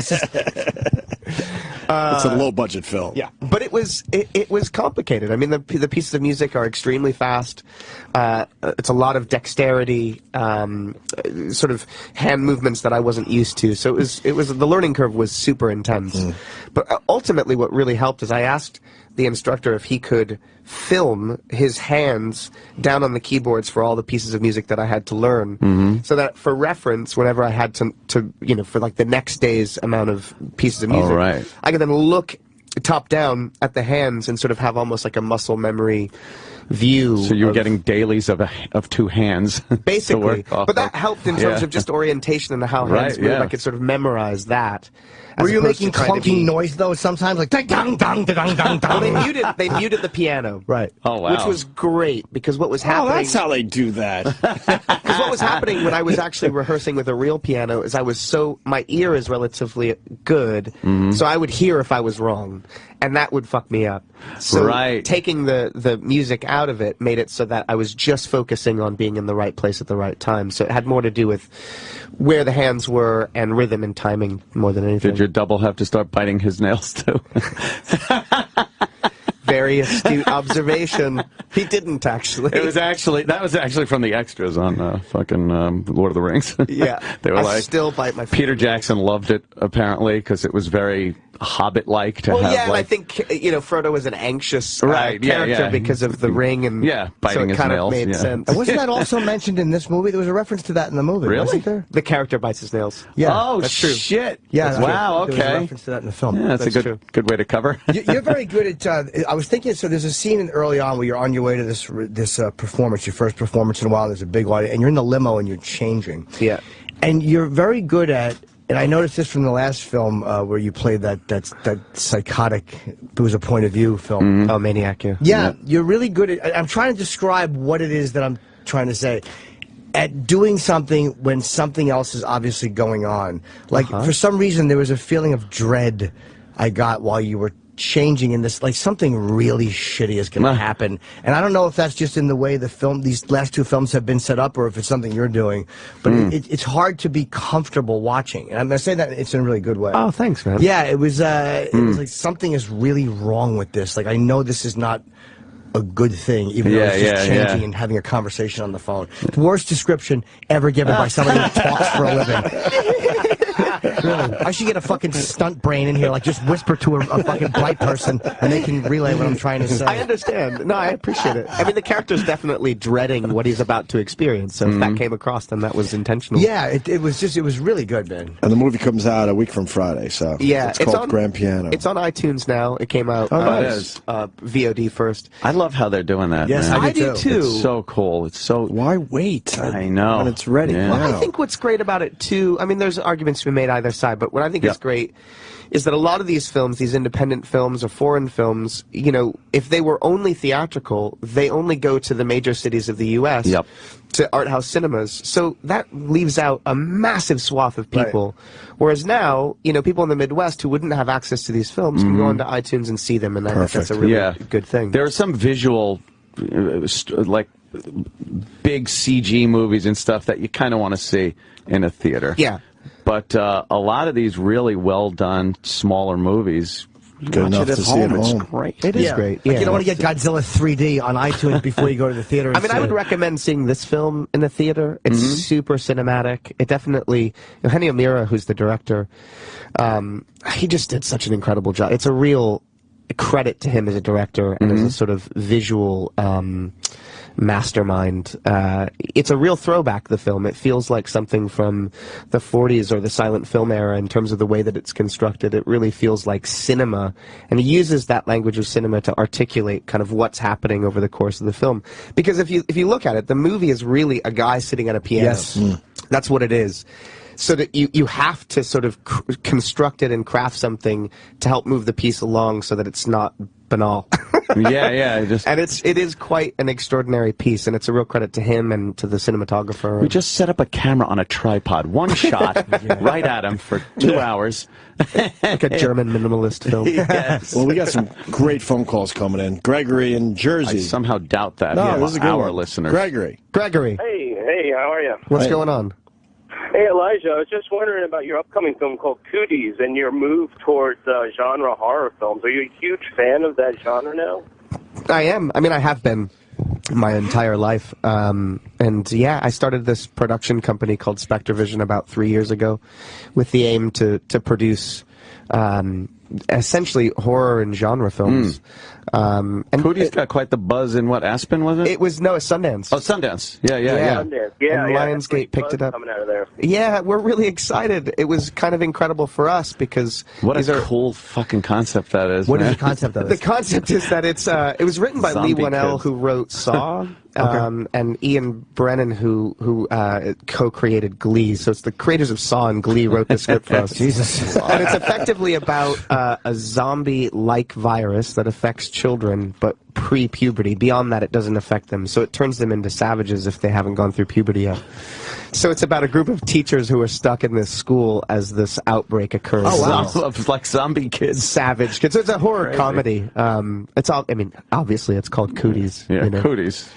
That's what kids get. Sounds great. We're excited about cooties. Yeah, you seem to like these independent. Is it because the scripts are just better, or they're a little bit freer than a lot of the other? Because a lot of the bigger budget films seem to have kind of a similar. All right, we know where this is going, but the two I've seen you done recently are just completely different than what you'd expect a major company to release. That tends to be the case. I mean, I'm drawn to material, and more often than not, the material that I love happens to be small and independent because they don't get financed at a larger budgetary. Right. But it's funny, Grand Piano, I feel like that movie in the 90s would have been a studio movie. If you look at it, the way that it's constructed, it's kind of like a big cinematic thriller.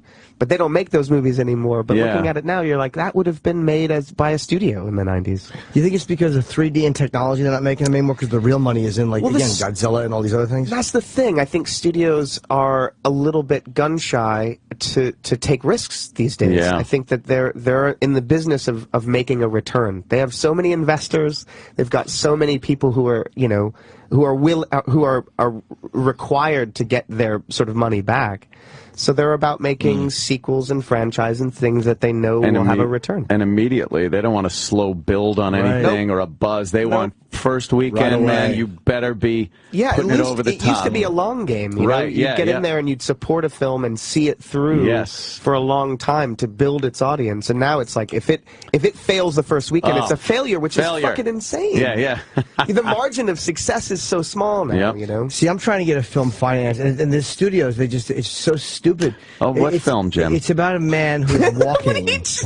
No, it's a man who's walking. This is real. And the man finds a sheet of paper, and he just knows a poem needs to go on it, and the entire film is him deciding what poem to put on this piece of paper that he's found. Dinkaroo.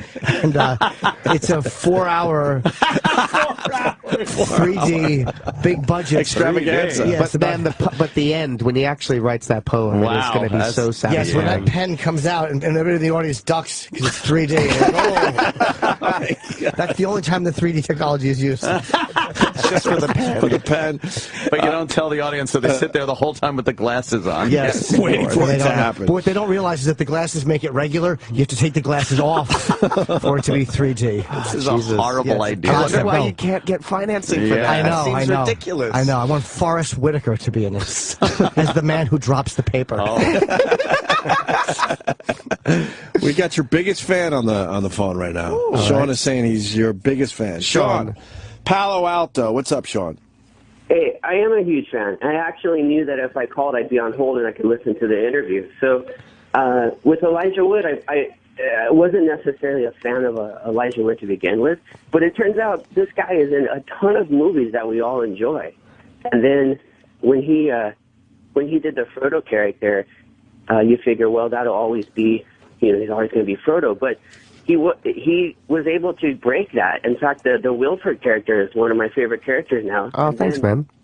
Yeah, and then I saw this freaking creepy psycho killer movie, and to have someone like you play the psycho killer totally made the movie more interesting and enjoyable. Oh, cool. And, I think you do a fantastic job, and I totally look forward to all your projects. And the grand piano I saw was on demand, and I'm definitely going to watch it. Oh, you got a question for Elijah? No, I just wanted to suck his dick. Oh, Jesus.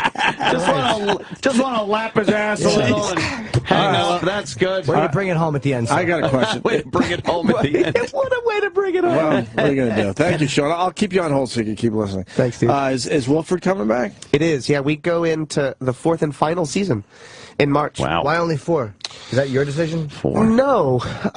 It's interesting. When we started the show, I kind of hoped that it would only last 4 or 5 seasons, primarily because I feel like the conceit of a guy who has sort of psychological issues, and the reason that Wilford exists is because of those psychological issues. That can only last for so long before you start just beating the same drum. And I never wanted that to be the case. I wanted it to have a sort of beginning, middle, and an end, and if there's a way to sort of end it, 4 or 5 seasons seems right.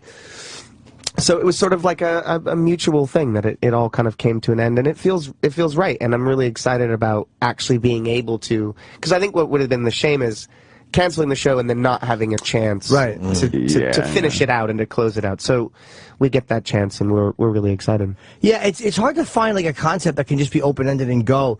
Like my show that I'm pitching, The Dance Master. I mean, I'm hoping that can last for... The Dance Master. It's about a man who tries to stop poverty and war by teaching people to dance one village at a time.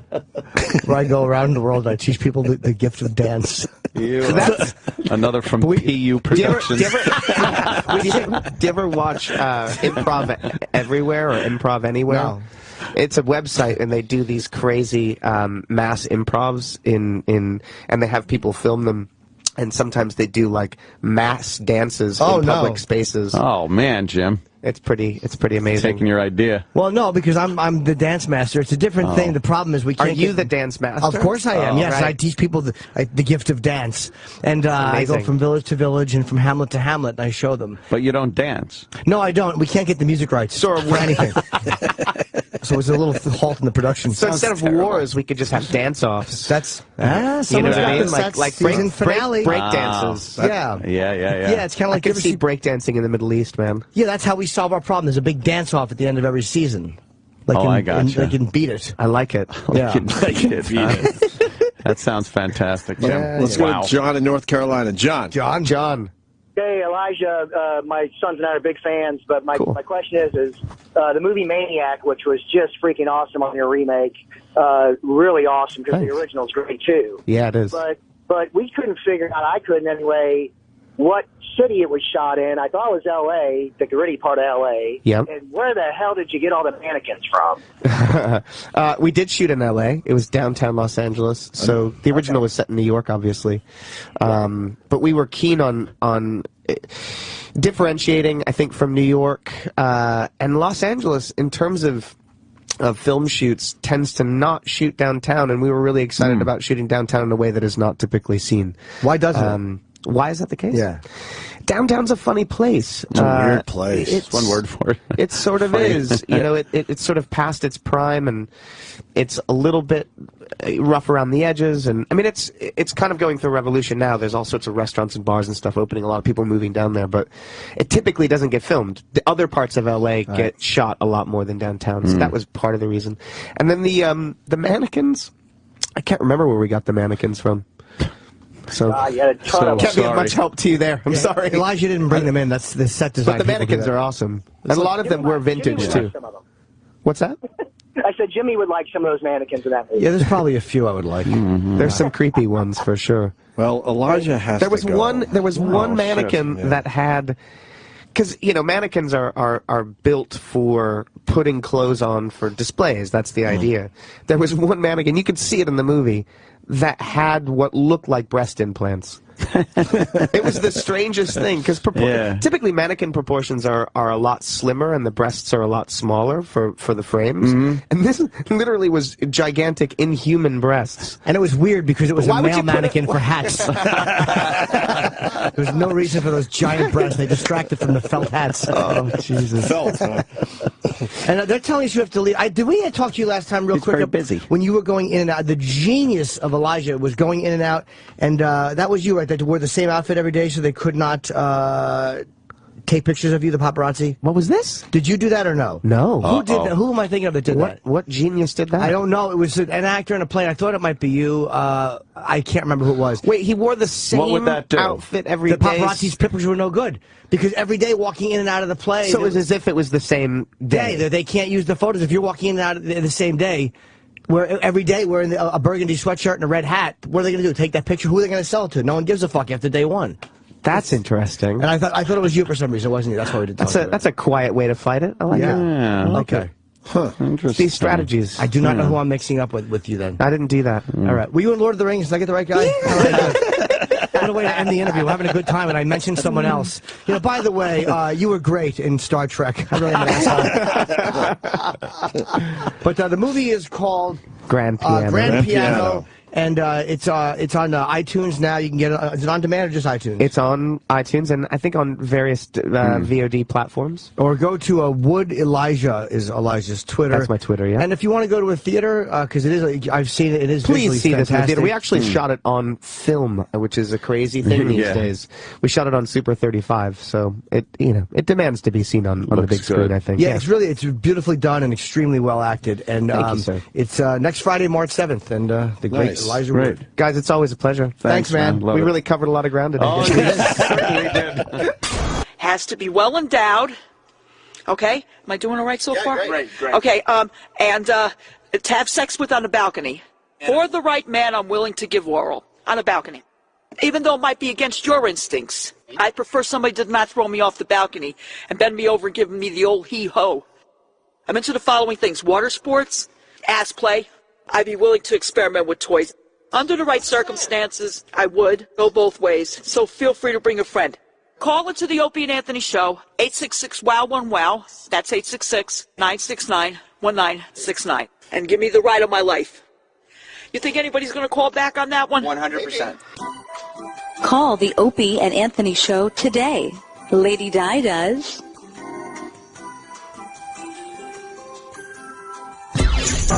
Opie and Anthony have been excelling at this for 20 years. Need proof? Listen to this 20th anniversary Opie and Anthony radio gem. Okay, here's the deal. We clear off the console here, right? We get Stalker Patty completely naked, okay? All right. Mouse traps all over the place. The check that the listeners are giving her through us. Yes. All right? blindfolded, has to find. Oh, that's brilliant. That's brilliant. Ladies and gentlemen, Thank you. Greg Opie Hughes. That's Greg Coming through. Thank you. Coming through. I'm going to be the field reporter here. Patty, here's the deal. You hear my voice? Shit. All right, you got to come toward me. There's 10 mousetraps in front of you. Oh, I'm so scared. Yes, but just think of the wonderful prizes you're going to win at the end of this. $2,000, Patty. Oh, No, don't do that! $2,000, Patty. Come on. Come on.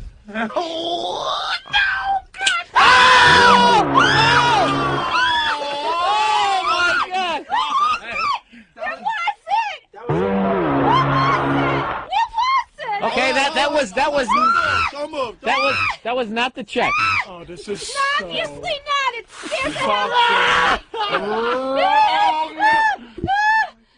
Feel around for the check, Patty. We're almost there. $2,000 on the. Oh my God! That hit me! My finger! That's what it's supposed to do. Hey, if you were a mouse, you'd be dead. Come on, keep crawling. Yeah. Come on, old mouse. By the way, you think mice get $2,000 at the end of this? They don't. By the way, if you don't find the checks by the end of the show, then they stay on the floor until tomorrow. Oh my God, it was the back of the hand. Oh my God. It just got the palm of my hand. She's going to have to give the teller the check with her mouth. Oh, you're mean. You're mean. Patty, we're running out of show. Come on, Patty, running out of show. All your problems could go away. I felt a piece of paper. Do I have a check? I think Oh, I do. you just got $1,000. Yeah, there it is. One check. One check. One to go. One to go. $1,000. Ow! It's my palm, my knuckles. Oh, my God. I found it! She found it. Hey, we have a winner. $2,000, Patty. Congratulations. Opie and Anthony are back on Sirius XM.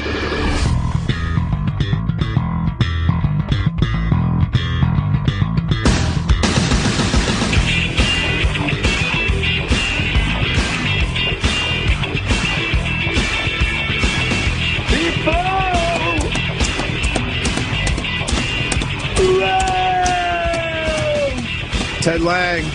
Lange. Ted Lange. Lange. Lange. I don't know what it is. Lange. Lange. I say it's Lange. Yeah, see, they call him Lange or Lange. Lange. The bartender from The Love Boat. This is a big get. First name. Say Teed. Teed. Hey, Teed. This is a big get for us, guys. It is. We've had some A-listers in here, but, hey, Bob! I was going to make a joke. It's really sad when you know somebody so well, all they have to do is say that, and you have to go a few letters down. Yes, of course.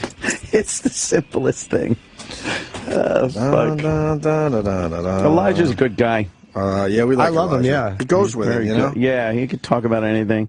He's like a regular kind of dude. He's been in the business so long.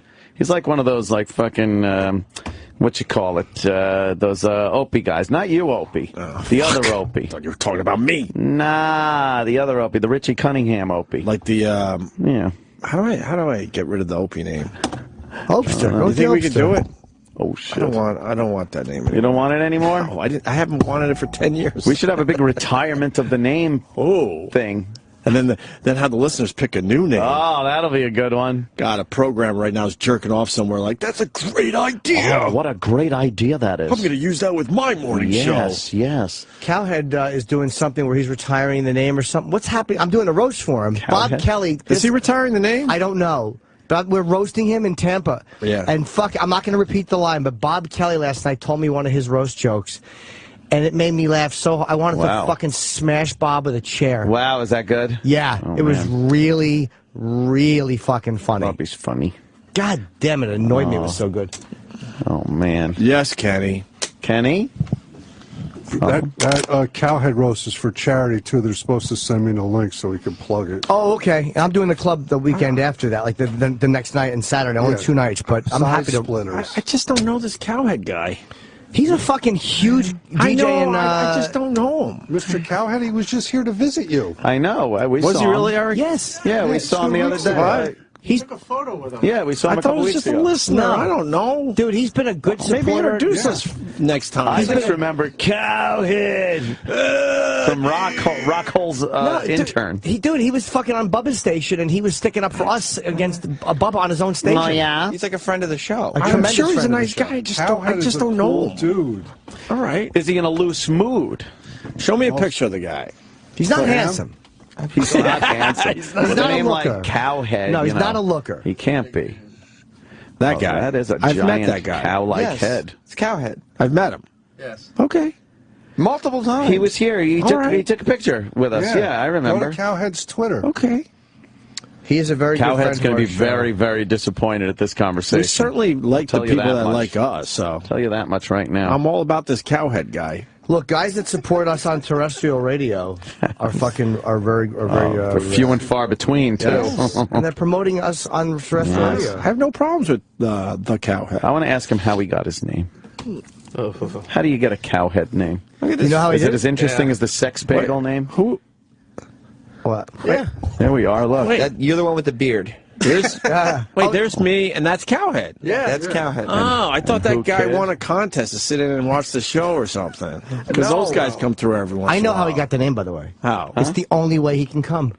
Oh, shit. See, because a cow would be sucking his dick. Cows have big, long tongues. They can lick. do. You know how good a cow would suck your dick? Yeah, but if once he does that grind thing with his molars, like he does on hay, that would hurt. No, you put fucking like teeth guards in there so he has to just suck it like it. God, a cow would bite your dick right off. Well, okay. You could probably fuck a cow's nostril. They're pretty big. Why would you when the vag or the anus is right back That's there? true. What's wrong with you? All covered in that green shit. Yeah, well, go ahead. That slimy green cow shit. That's twice I've given you a great scenario that you've spoiled. Spoiled.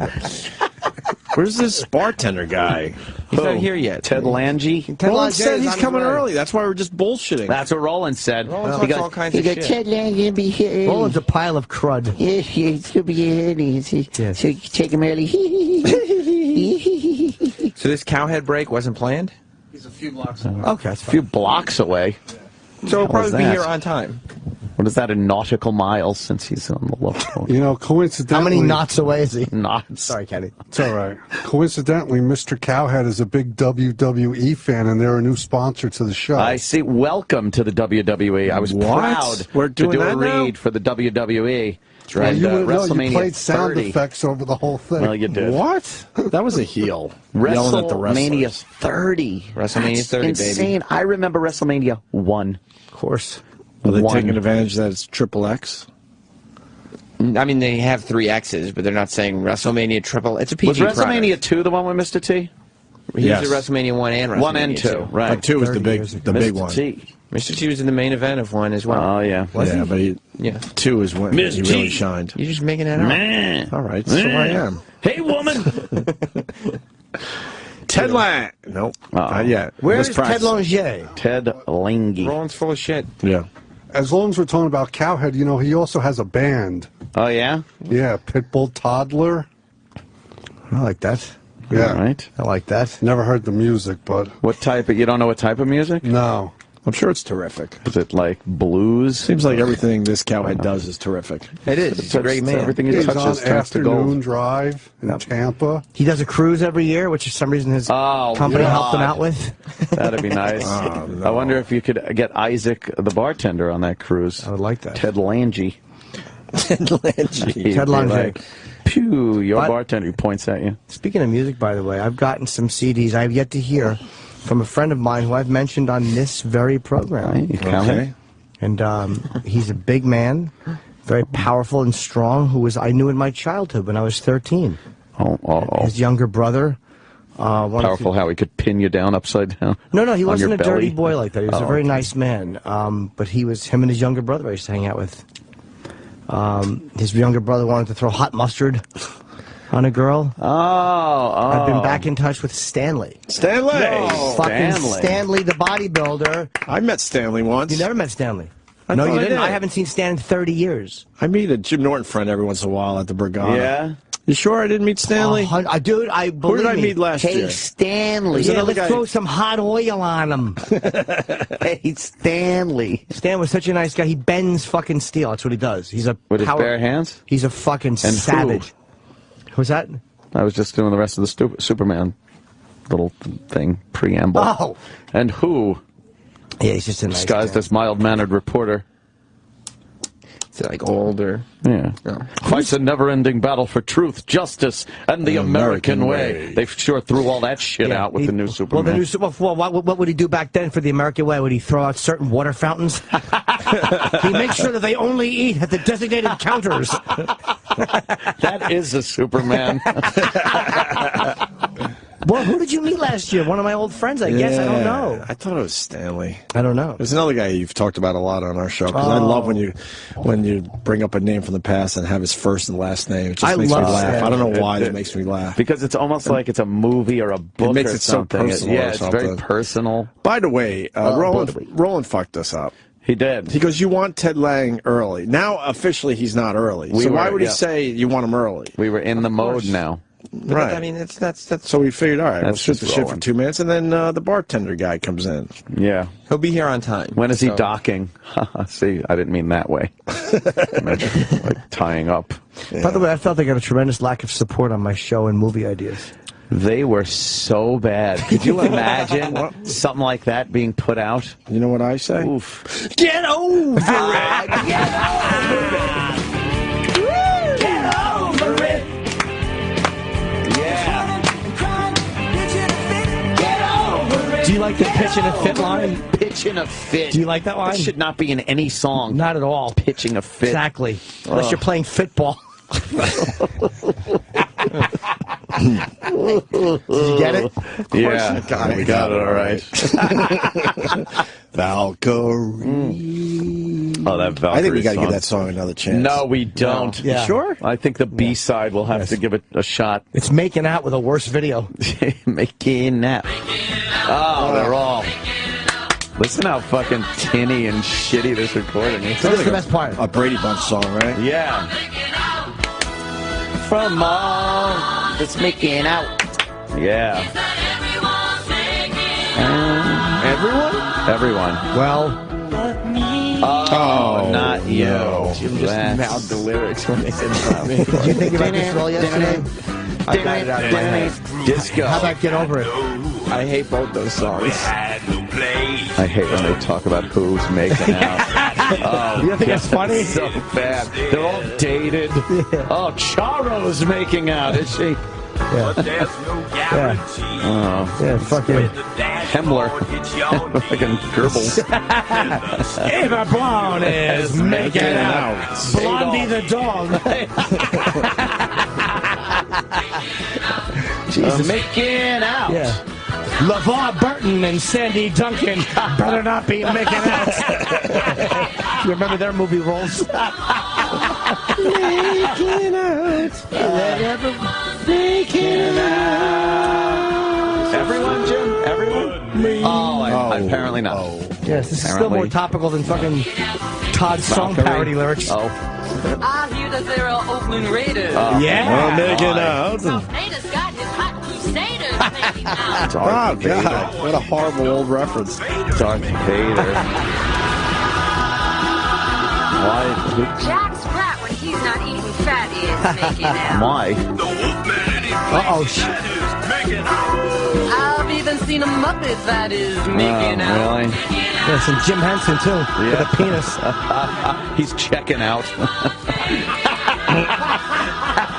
Checking out.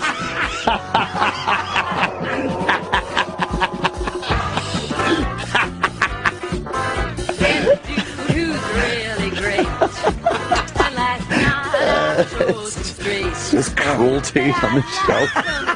It's just a terrible show we have. So now where's Ted Lange, the bartender? He's making out. Ted Lange and Gavin McLeod are making out. Now he's officially late. What was Roland talking about? I want to hear more names, by the way, Roland. No. But we didn't hear these yesterday. Making out. Somebody's on his way. Oh, yeah? Is he disembarking? Checking out. Checking out. Checking out. Yeah. No, not everyone. No? Are there any funny names? Yeah. I don't know. Harold Ramis is checking out. Archie Bunker around shape is making out. Sid Caesar and John Ritter are checking out. King Kong, when he is going ape, is making King out. Kong. He's in Hong Kong. Here we go, guys. Swear. Here we go. All right. Oh, you're going to get it. Is the second that fucking door opens, he's going to point. I know it. And I'm going to yell yuck really loud. Yes. Oh, no. Here he comes. And I'm going to be codependent. Here he comes. Ted Lange, point. Ted. Hi, Ted. John. Here he comes. Oh, there he is. How you doing, Ted? Oh, wow. Ted Lange. Do it. Lange. Do it. Do it. Of course it is. Do it. Do it. Do it. Do it. Do it. Do it. Do it. Do it. Do it. You know what to do. Do it. He's got to be so tired of pointing at people. You're not going to point? Enough pointing you want to point? You gotta say that. Yes. Pointing at people. I thought there was a girl that was going to come in. Oh, we could do that too. Ted. That'd be nice. Yeah. Your thing tipped over, Mr. Lange. It felt. It's all right. Lange. A lot of people just say Lange all the time. For the years time. they've been saying that. Yes, they have. Yeah. Hope Lange said it that way too, and I said, "Wait a minute, baby." Hope Lange. Yeah. She was on an episode of The Love And Boat. Jim Lange, yeah. And Jim Lange. He wasn't on, but I did the dating game when I was a kid. Oh, you did? Yeah. Oh, you did? Did you get picked? Yes. Oh, you did? Yeah, I went to Ireland on wow. St. Patrick's Day. Jeez. From here, or that's where the dating game was played? No, the dating game was played in Los Angeles. Los Angeles. Yes. You're going to Ireland. In the 60s. This was in the 60s. That's crazy. And the girl was a very nice girl. Did you get anything? She was very nice to me. Was there a chaperone? In Dublin. She wasn't so nice in Limerick. By the time we got to Dublin, she was very nice to me. Oh, okay. Did you get a little? Did you get a little something? I just met a nice girl. Oh, Kiss and tell. No Now, yeah, man, we really did it. They bring those. You got to bring a chaperone with you, right? Yeah, the chaperone was a lady named Mrs. McDermott, and Mrs. McDermott. She sounds like a prude. Yeah, she doesn't sound like she's a fun. She at least puts your cheeks. She was Chuck. She was Chuck Barris's babysitter. Wow. Whoa. Okay. And either she was Scottish or Irish or something, so she wanted to go to the Emerald Isle. Aye. She went there. She drank a lot of whiskey. Oh, And so, not much of a chaperone. yeah, then. after a certain point. Oh, that's she good. That's great. She was face down in the comforter while you and your date were going at it. Good for you. Good for Ted. I asked her if she wanted to join us. But how did you get a date to fly you to Ireland? Like, that's a weird dating game. Don't they just send you out for like a little local thing? Well, no, they at that actual time show, the dating it was game. Yeah. they had a nighttime version. I did the daytime version and lost, but they liked the way I played the game. Oh, okay. So then I did a nighttime version, and Dick Martin was on. I remember that we were all the guys in the green room. I said, "Wow, that guy's really cool." It was Dick Martin. Dick Martin was from Rowan and Martin. Yeah. And he was another one of the contestants. He was another one. No, he chose. Oh, okay. He chose the dates, and I was with these three guys. I mean, two other guys, and we were on one show. He was on another show. I think Desi Arnaz Jr. was on another show. Wow. Yeah, and so I was like, wow, man, look at this. And then years later, I worked with him on Love Boat, Dick Martin. Right. And I reminded him of the incident. Of that whole thing. Did he remember it? Yeah. Oh, yeah, he remembered the show. Me, not so much. Yeah. Now, this was back in the 60s? Yeah, 68. So now, obviously, it had to have been two other black guys and a black girl. Because they back then it's like that other game. No. What the hell do they think they're doing? What the hell is going on? It was the actress from A Patch of Blue. She's blind. She can't see what she's doing. Selena. Yeah. I didn't even think of that. I actually, Back then it was. Nice. Well, hell, that was true on the Love Boat. When a black girl got on a Love Boat, you knew whose love story You knew it was. Billy D. Williams was coming on. Yeah, that's right. That's pretty much all they used. Yeah, that's how that went. You know. Wow, that is amazing. You know, that's that Love Boat was pretty successful there, Ted. My Wow. God. Yeah, we would get 70 million viewers on our premiere show. Look at Jimmy's eyes. That's unheard of. You can't do that nowadays. Viewers. 70 million on a premiere show or Sweeps Weeks. You know, that's you forget how huge that show was. I mean, people would just. Yeah, it was crazy. Wait, what does that mean for you, though? You just couldn't even leave your house if 70 million eyes are on you. You know what? What's interesting is that now the people that grew up with the show remember the show, and they have children, and I'll walk somewhere, like go to see a movie or something, and the father goes crazy, and the kid's going, Dad, it's just some black guy. What are you doing? That's Isaac. The guy, Dad, cut it out. You're embarrassing me, you know. They're playing episodes, though, on, like, MeTV and Antenna TV. Like, there's a few networks now that just play shows from the 70s and 80s and whatnot. Yeah. And, I was just watching an episode the other day with Sonny Bono. Sonny Bono. Who played the guy who slipped and tried to sue the boat. Yeah, he and I hung out. Yeah? He How used was to Sonny? hang out. He was really cool. Yeah? He told me stories about him and Cher and Phil Spector working. He was a gopher for Phil Spector. Really? This is what he told me. He was a gopher for Phil Spector. Spector didn't want to hire him, and he said, I'll work for free. Wow, yeah. And so he said, you work for free? He said, yeah, because he wanted to learn how to be a music producer. So he works, he goes and he gets hamburgers, cheeseburgers, all of that stuff, whatever kind of grunt work they wanted to do, he would go do it. Wow. And he said he saw this girl, 16 or whatever, in singing background, and he said to Phil, how come you don't let her do a lead? You're letting Darlene Love and Ronnie do... He said, Phil's like, that girl can't sing. Wow. Wow. Yeah, she's not a singer.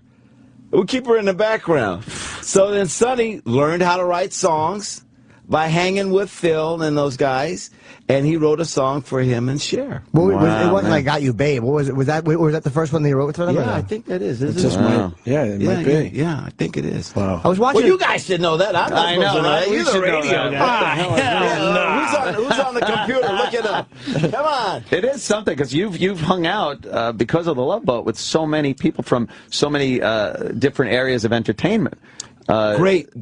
It was such a wonderful opportunity to kind of pay your dues, and while you're paying your dues, you're meeting the old-timers that are giving you advice on what to do, what not to do. Yeah, yeah. You know? Did you hang out with Gene Kelly? Yes. You did? Yes, Gene Kelly came to Hong Kong with Yvette Mimieux. I don't know if you remember Yvette Mimieux, yes. Yvette Mimieux. Yes, she was a gorgeous lady.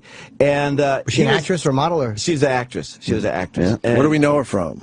I don't know. Some movies in the early 60s. The Mimieux Follies. Yeah. Might have to look that one up. Yeah. But you hung out with Gene Kelly. That's so pretty I bought cool. Gene Kelly. He was cranky, and he didn't like a lot of people, but for whatever reason, he liked me. So we kind of hung out a little bit. So he says, hey, well, why don't we go have a drink at the hotel, blah, blah, blah. So I said, okay, cool. So we go to the hotel, and we're drinking, and I'm asking him about the Nicholas Brothers and Singing in the Rain and stuff like that. He says, listen, my girlfriend, her name is Sandy, she's going to come down here. Do not talk about music. I said, well, why? He says, well, if you talk about music, you're going to talk about singers. If you talk about singers, somebody may say Tony Bennett. She was married to Tony Bennett, and she's still a little bit upset about the divorce. And so don't say anything, okay? I said, okay, cool. She comes down, and I want to say... I left my heart in San Francisco so bad, you know, but I'm holding it. And then all the Tony Bennett songs just pop into your brain because the guy said, don't do anything. Now it's all you can think about. Yeah, that's all I can think of. So at the end of the deal, I said, he wanted to buy me the drinks. I said, no, you don't, I'll buy. And he says, no, I'm going to buy. I said, no, because I want to be able to tell my kids that when I was in Hong Kong, I bought Gene Kelly drinks. Yeah. You know what I Why'd mean? you say he was cranky? Like, was he being shitty to other people? Well, he was cranky. You know, he was just. I wouldn't say he was being shitty. He was just being a little bit. Persnickety, you know what I mean? It's like, we're ready for you. Okay, yeah, well, wait a minute. I got to get my thing on, you know, that kind of thing. Just being Gene Kelly, yeah, I guess. Well, you know, I mean, he was a big dude, and sometimes, particularly in his career, some people don't treat other people with respect. And so if you didn't do that, he was very, wait a minute.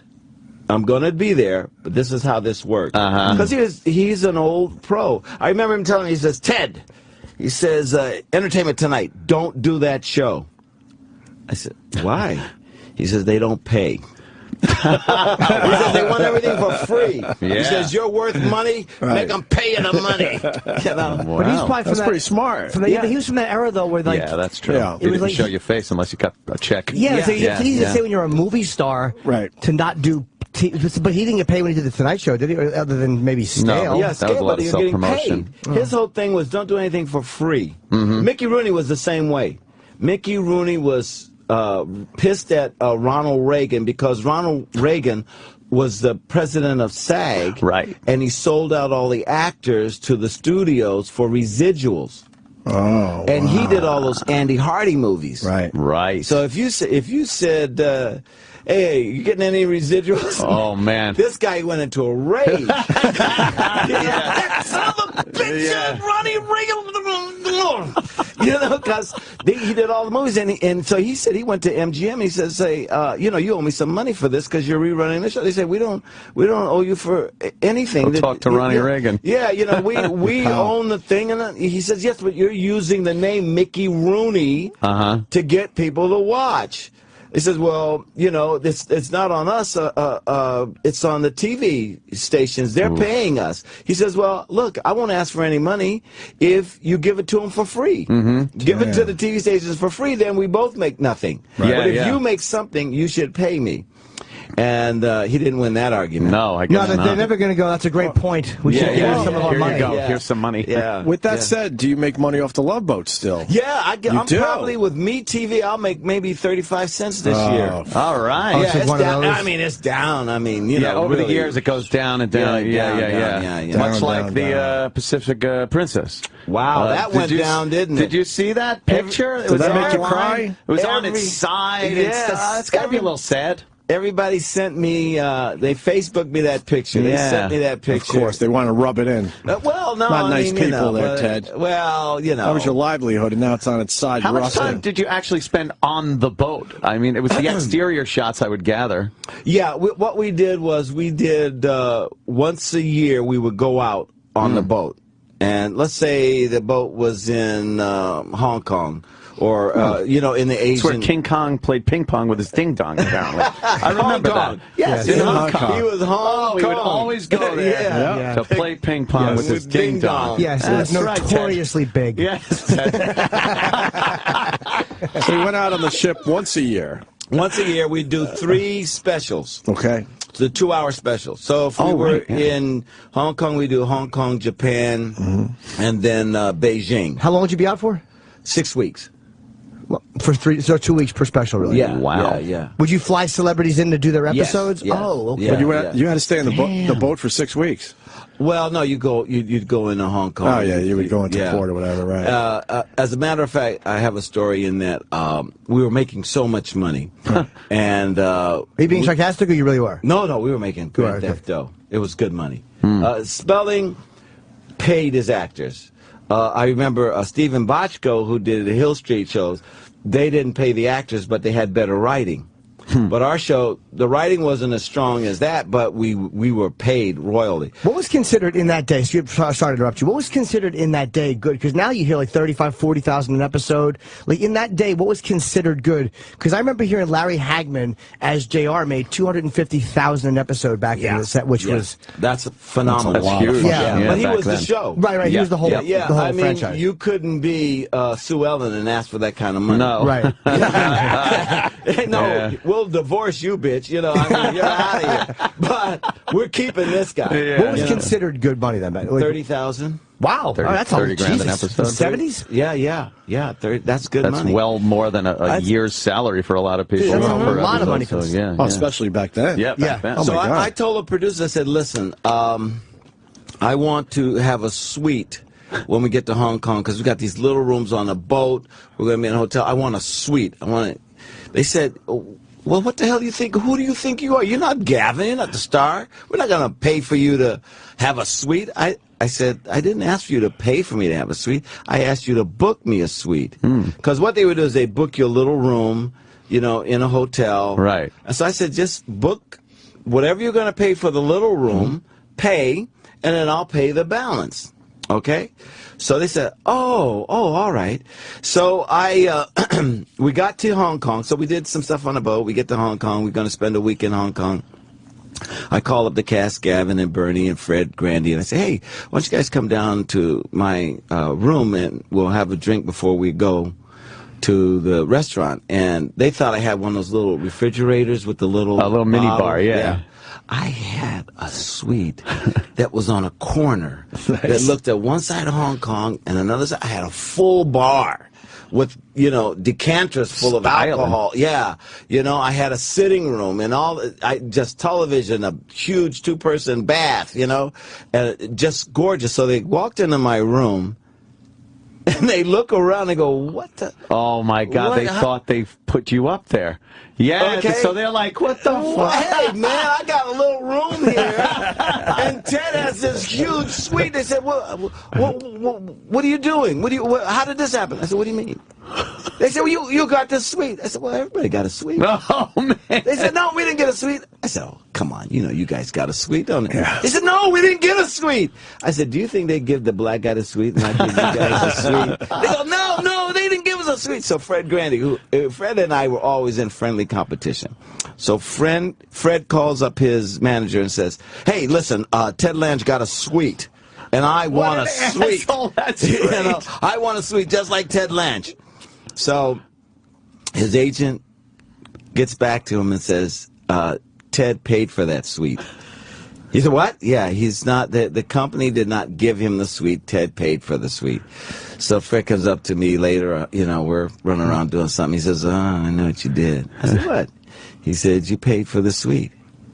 I said, is that what they told you? He said, yeah, you paid for the suite. I said, well, if that's what they told you, yeah, I paid for the suite, but, you know, it didn't cost me no money, Fred, really. How much was the difference between what the buyout was? How much did you have to pay a night for the place? Do you remember? No, how am I going to remember that? Good question. I was You're making right. $30,000 a week. You're right. That was the appropriate response to that asshole question.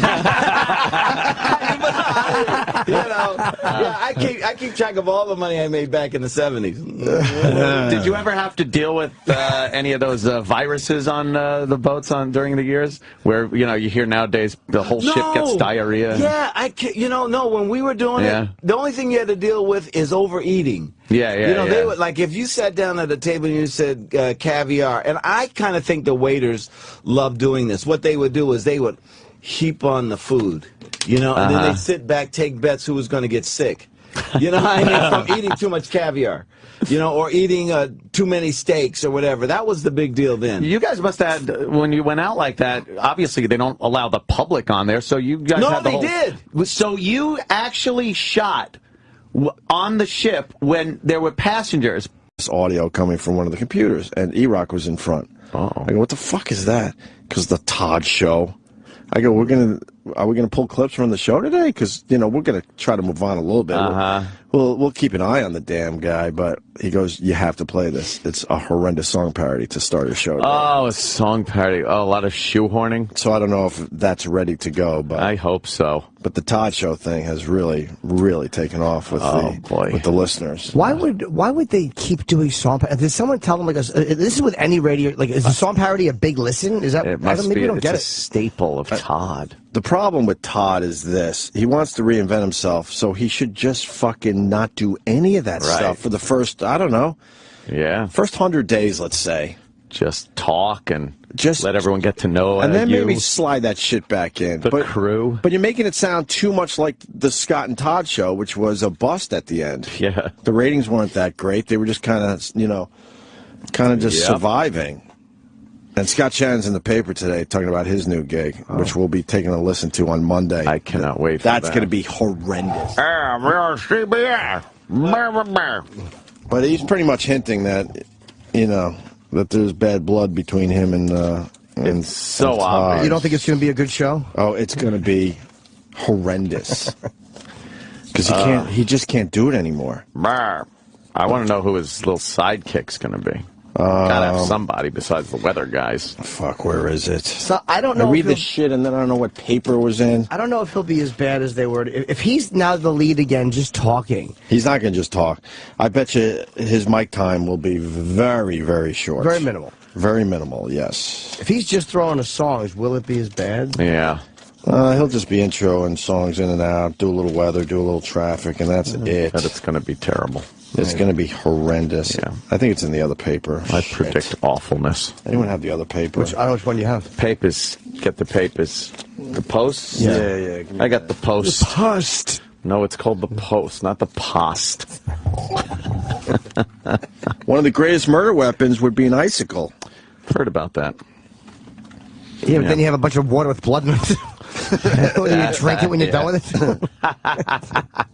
There was a Alfred Hitchcock, I think it was, where a woman beat her husband to death with a frozen leg of lamb. Right. And then she cooked it and served it to the police that came over to investigate. The police ate the murder weapon. What fucking cops eat leg of lamb on murder investigation? Back in the 50s, you could come over and say we're eating sit dinner. down, right. Yeah, sit down. I kind of remember that one. And then you immediately divert them from their attention by saying, and a Negro played loud music. He did. Well, give us some lamb, man. Wholeheartedly. Yes. Oh, here it is. It's on page 52 of the Post. What? Under Star Report, which you and I normally read together, back to back on the toilet. Star Report. Yes. Star Report. Where is it? Page 52. Well, that didn't take long. Veteran DJ Scott Shannon, who announced his exit from PLJ's popular and long-running Scott and Todd morning show, has landed at CBS FM as the oldie station's morning drive guy. Shannon kicks off Scott Shannon in the morning. This Monday, he'll be joined by Mr. G. Mr. G. And traffic reporter Joe Nolan. By the way, so much for a no-compete clause, right? Right? Look at that shit. Right He's out right. 5 days later. Right because there. they wanted him out. But this is a lot of telling stuff in here. It was time. Todd, this is Scott Shannon talking. It was time. Todd is very qualified to do the show on his own, and so am I, he told me. We worked together longer than most teams even think about working together, and it was just time for me to leave. He's the younger guy, and he's felt like he could do the show alone for a couple of years now. That's you got to read between the lines, as they say. I learned from him, and he learned from me. I really needed to reboot my career and do something else. Reboot. By the way, that's...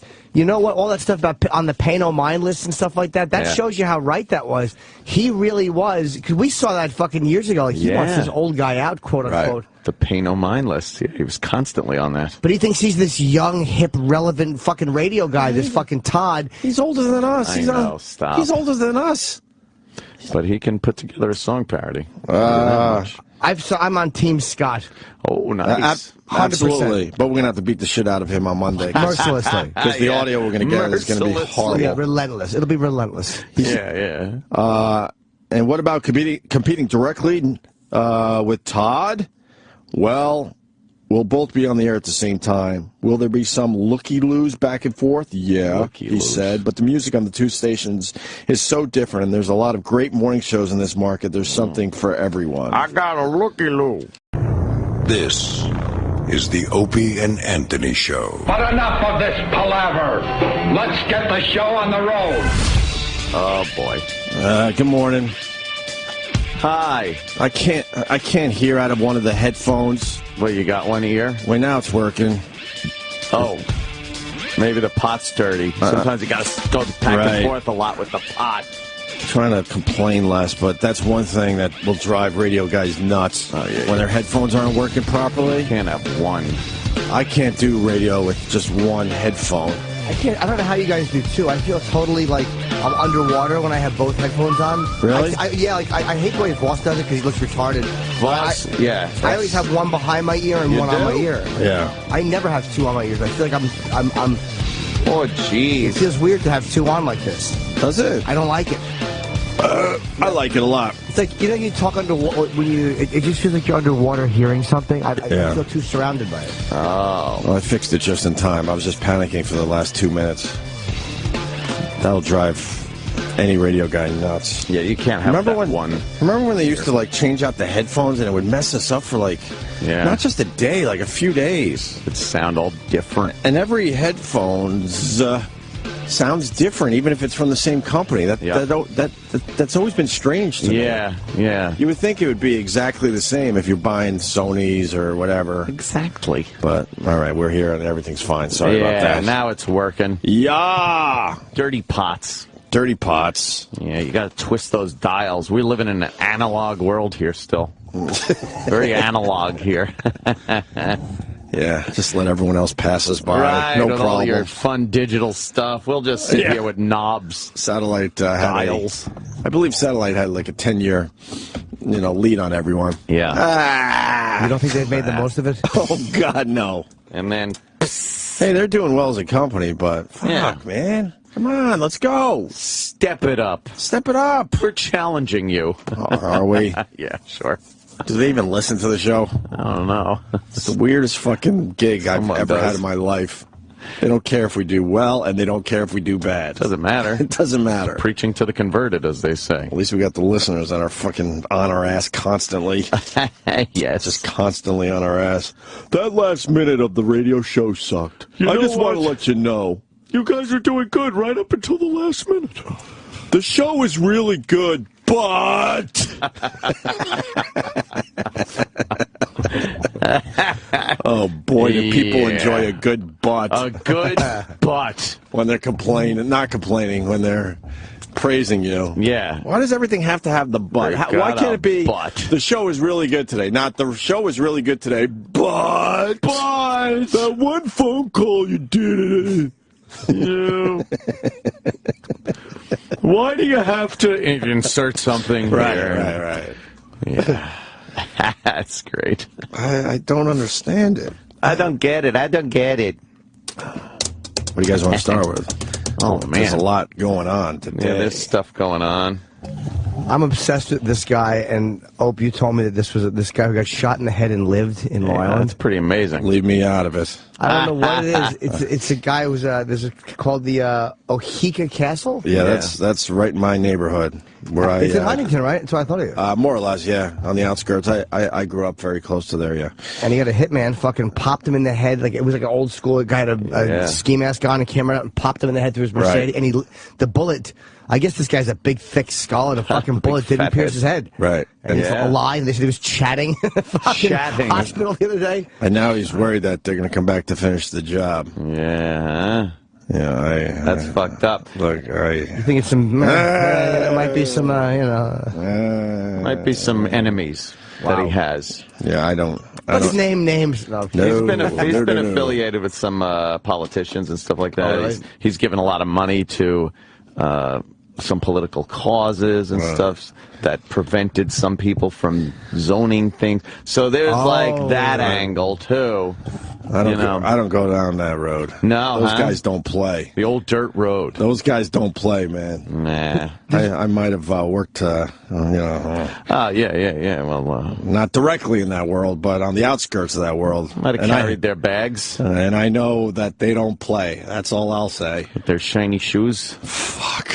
Yeah. But as an assassin, it's got to bum you out that there's security cameras everywhere. Oh yeah. Because they said they caught the thing on they caught parking lot surveillance camera captured the shoot.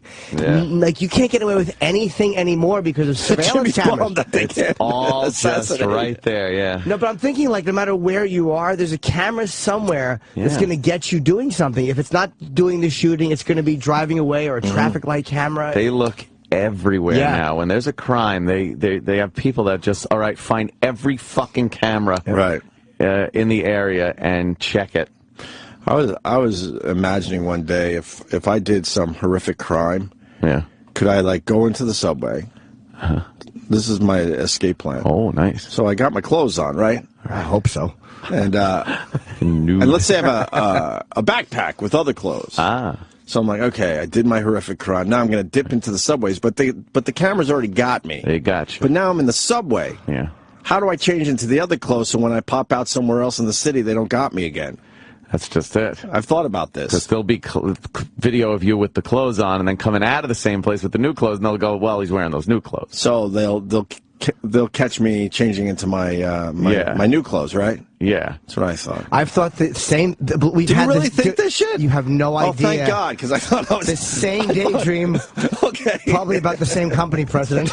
But no, like, what would I do? I'm like, well, can I jump into a Dunkin' Donuts bathroom or something? Like, no, they got cameras in there. Fuck. Cameras. So then you got to, like, attempt to, like, just change your clothes in public and hope no one sees you, but you got to find a place that doesn't have cameras. First, which is almost impossible. Or in a cab. You do it in a cab. I've thought of doing it in a cab. Like, just not your pants, but, like, you just take off one and put on a brighter... Cab driver rats you out there. But he could, but he might not know what you were doing. You pay in cash. Well, how about you change your clothes in the back of the cab without him knowing it? You could do that. Aren't there those cameras in the cab now, too? Oh, fuck, so you can't do that. In the front of the cab that takes your picture. So any subway you get on, they could catch you walking down any block on some security camera and then going into the subway and see where you came out. You do a crime, they see that on the street, they see which subway you go into. Yeah. So you're fucked to that point. And my whole thing is, all right, but I'll pop out somewhere else. But they'll find you popping out somewhere else. Yes. You gotta so you got to change your yeah. clothes. But how do you change your clothes? Maybe you take a chance and you dip onto the tracks. Oh, no, but then they'll see you coming up with your new clothes on. Fuck. Yeah. You got to go to the pay and spray first. No, if you get on a train, you get on a subway. Back at the home base, and then you put your new clothes on, and the stars go away for the helicopter. It's chasing you. How about if you, GTA? How about if you go off hours onto the subway where there's no people in your particular train car? But then they would know, right? Cameras still. Shit. But there's no cameras on the train. So if you went on the train and you wore, like, say, your outfit, but you in your backpack had a bright yellow sweatshirt and a hat, you could put that on the train. No one would notice you putting something over your regular clothing. The jacket might kill you in the winter, so you better do it in the summer. And then you fucking put a hat on. But if they see you go... You ditch the clothes that will have your DNA on. Oh, DNA. You burn them? I've thought of that, too. You can't burn them? No, you can't. But you throw them in the garbage anywhere or in the sewer or somewhere that would get wet. That's a rookie mistake. I think they check the garbage cans. Oh, garbage when a crime is committed. They go and check garbage cans right away. Yep. Hudson River. Check all the garbage Take care of cans the on DNA. the perimeter. Right. Wow, Jimmy has really thought this out too. Have you? Yeah. You kind of think like, wow, you can't get away with anything, and you kind of go through it in your head, and it's so maybe you blow off the subway, but you can't do a cab. No. And I thought maybe you could walk it out, but they're going to catch you on a million cameras at that point. Yeah. Maybe you do a little dipsy doodle though. You kind of dip into this place for a little while, but then when you come out the other side, what happens? So many cameras. I've thought of this too, and this may come back to haunt me someday. But because cell phones are so trackable, you need a partner for this. But if you're going to commit a murder, you have somebody on your cell phone in one location, just texting and talking to somebody you know. This way, if it ever comes up, they want to track your cell phone. Your phone is in another location. Now, again, that's not proof that you had it, but it is some type of a thing that goes, look, my cell phone, you know. Little doubt. But the problem with that is now you got to kill your friend because you can't trust him. You can't trust him. He's got to go. Because he's going to panic. Right. He's going to help you. Friends will help you, but they'll also panic on you. So now you got to take him out. But he'd have to explain why he was texting on your phone while you committed a homicide. So he's a party to it. Even though you'd get more time, he'd probably go to jail too. Right. So you use him, but then you fucking surprise him with a hit. See, I haven't gotten all the way through this normally because I come at one point. Boy, it's not that easy. Now someone's saying it doesn't matter if you change your clothes because of facial recognition software.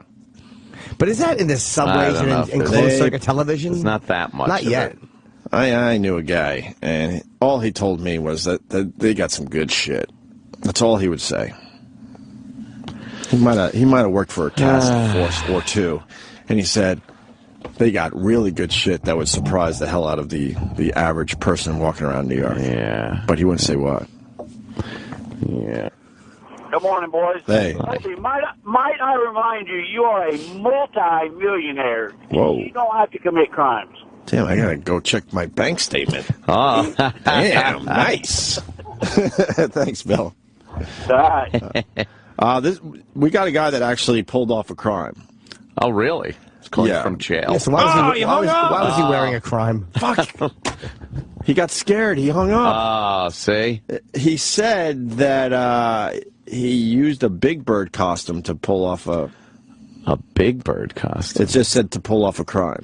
Well, I think the best time to rob a bank is Halloween, obviously. Right. You could dress like anything, and you could go out, and all of a sudden, you pick a very popular costume. Right. And you do it that way. We got an FBI guy on the line. Oh, really? Tim Monahan. Tim. Hi, Tim. This is Tim Monahan, FBI. Could I get the name and number of that gentleman that just talked about rubber cement and the bags, please? Oh, you need that information. This guy's a cracked FBI agent. He called up and asked for himself. Yeah. Hi, Tim. I mean, the guys. We're on the case, are you? It's really Tony for Brooklyn. Have a good day. Of course it is. Yeah, but that one phone call was a little... That guy really thought about it. He might have got a little taste. Maybe. Might have got a little taste back in the day. Yeah. Just a little taste. Little? You don't go too crazy. Oh, fuck, this is a good idea. Frank on Long Island. Frank.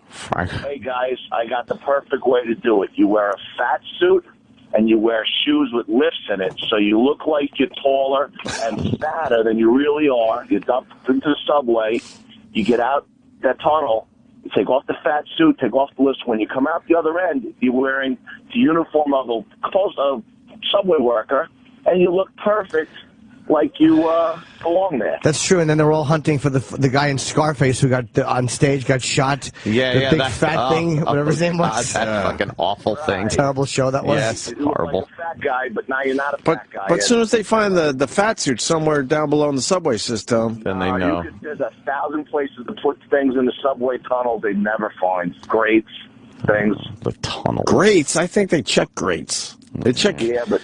They check garbage pails and grates. Then you put it in your backpack and you take it with you and you dump it later on. Here's a video of him jumping off of the platform, running down the tunnel. Here it is. With what looks like a fat suit in We his need hand. your help. Obviously, he's wearing a fat suit. Because here's a video of him coming back out skinny. Hey, I didn't say I had a perp. That's why I'm working. I haven't figured it out all the way out, but the fat suit and the height would work. I kind of like the fat suit idea with the lips. That'll throw them off for a little bit. It'll give you a little time to get out of the state. You put the balls, the facial hair, and if you really want to get crazy, a little shoe polish, change the color a little bit. Yeah, the one guy fucked up by saying, bald head with the wig. You got to go fake bald head. Yeah. Right, fake bald head. Right. You put a little spray tan on, something like that, so you look a little different. Then all of a sudden you'll have some self-esteem and you won't need to go out and rob a bank. You'll be like, let me go out and meet someone. I look great. Or you just become a radio show host. You get $1 million. There you go. Really?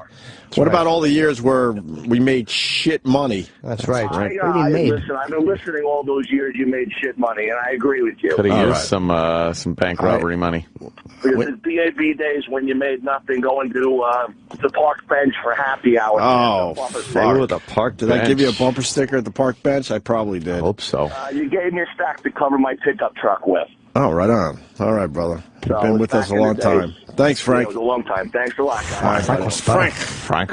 Let's say hi to Daniel in Korea. Oh, the Korean dude's calling. Oh. What's up, brother? Morning, boys. Hey. Morning.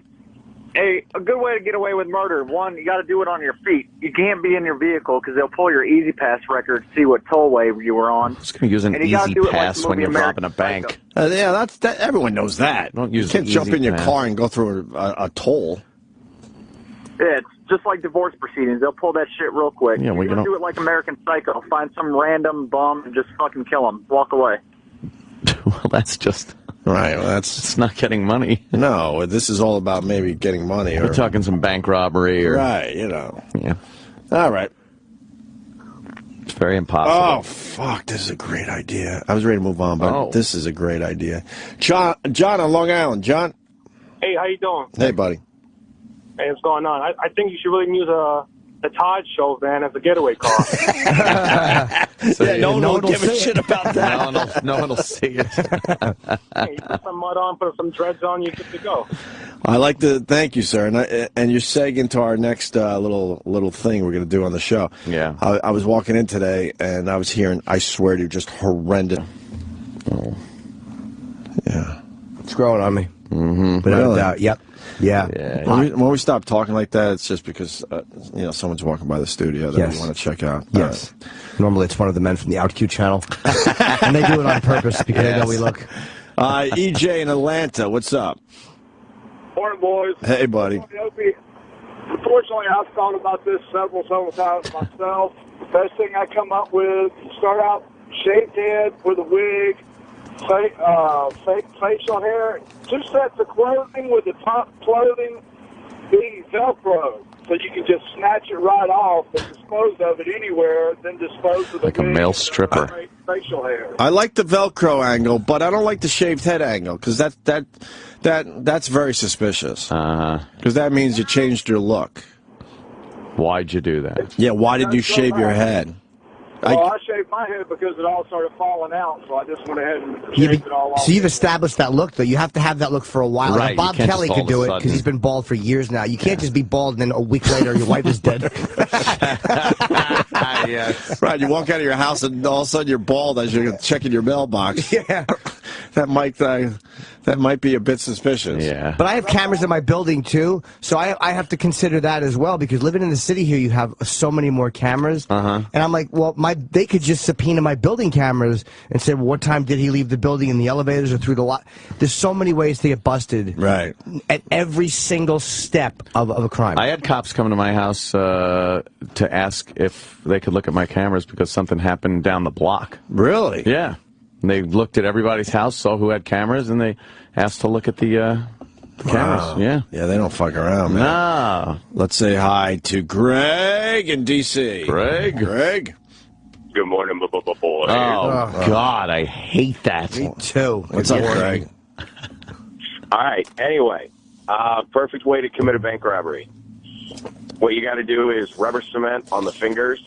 You got to put the plastic fake bald head. Then you put on a rip-off tracksuit over the clothes that you're going to be wearing once you get done committing the robbery. See, yeah. You got to go fake. On the fingers. You got to go fake bald head because that would throw people off. Because then when they arrest you to question you, they'll pull at your hair and go, "Wait, what the fuck? This guy was bald." Fake bald head, right? Fake bald head, but you put a hat over it. Right. You wear glasses, and then you have some. The rubber cement goes on your face and on your hands, so that none of the DNA comes off. This is a Columbo episode. Why rubber cement? And then rubber cement because you're not going to sweat through it. What? See, what do you mean when you jump in a cab after you get done robbing the bank and you go straight to a gym? You know what?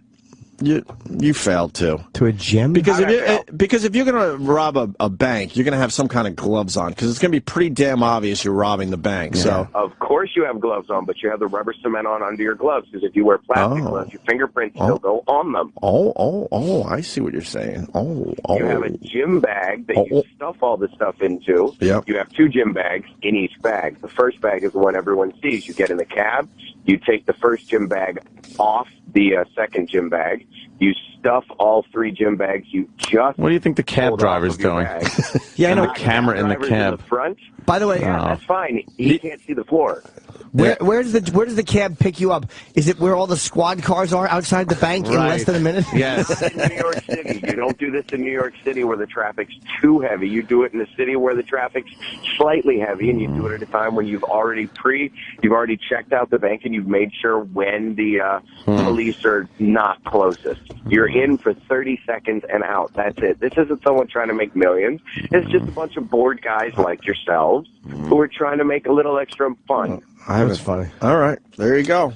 Thank you, Greg. Isn't it funny how I thought I was the only one that did this? No, it makes me very happy that this is something other people talk about. But isn't it in funny their how own transparent other people's crime? Like I Right. walk through my own, I'm like, that's pretty good, pretty good. But then when you hear somebody else describe it, you're like, here's where you're gonna get busted, dumbbell, and in 30 seconds they're caught. There was a Twilight Zone episode where some guy at the bank, all of a sudden he was able to hear people's thoughts, and he ratted out this old guy at the bank because he heard his thoughts, and he's like, I'll take the money, and then I'm gonna hop on a plane, and I'm gonna go down to South America and stuff. And the guy's like, fuck. So he ratted him out. The guy's like, it turned out he fantasizes about that every day for 30 years that he's been working at the bank. Every day he just goes, okay, I'll steal the money, I'll do it. But he never does it. Right. But then he was like, how did you know that I was doing this? Oh, my God. It was a good one.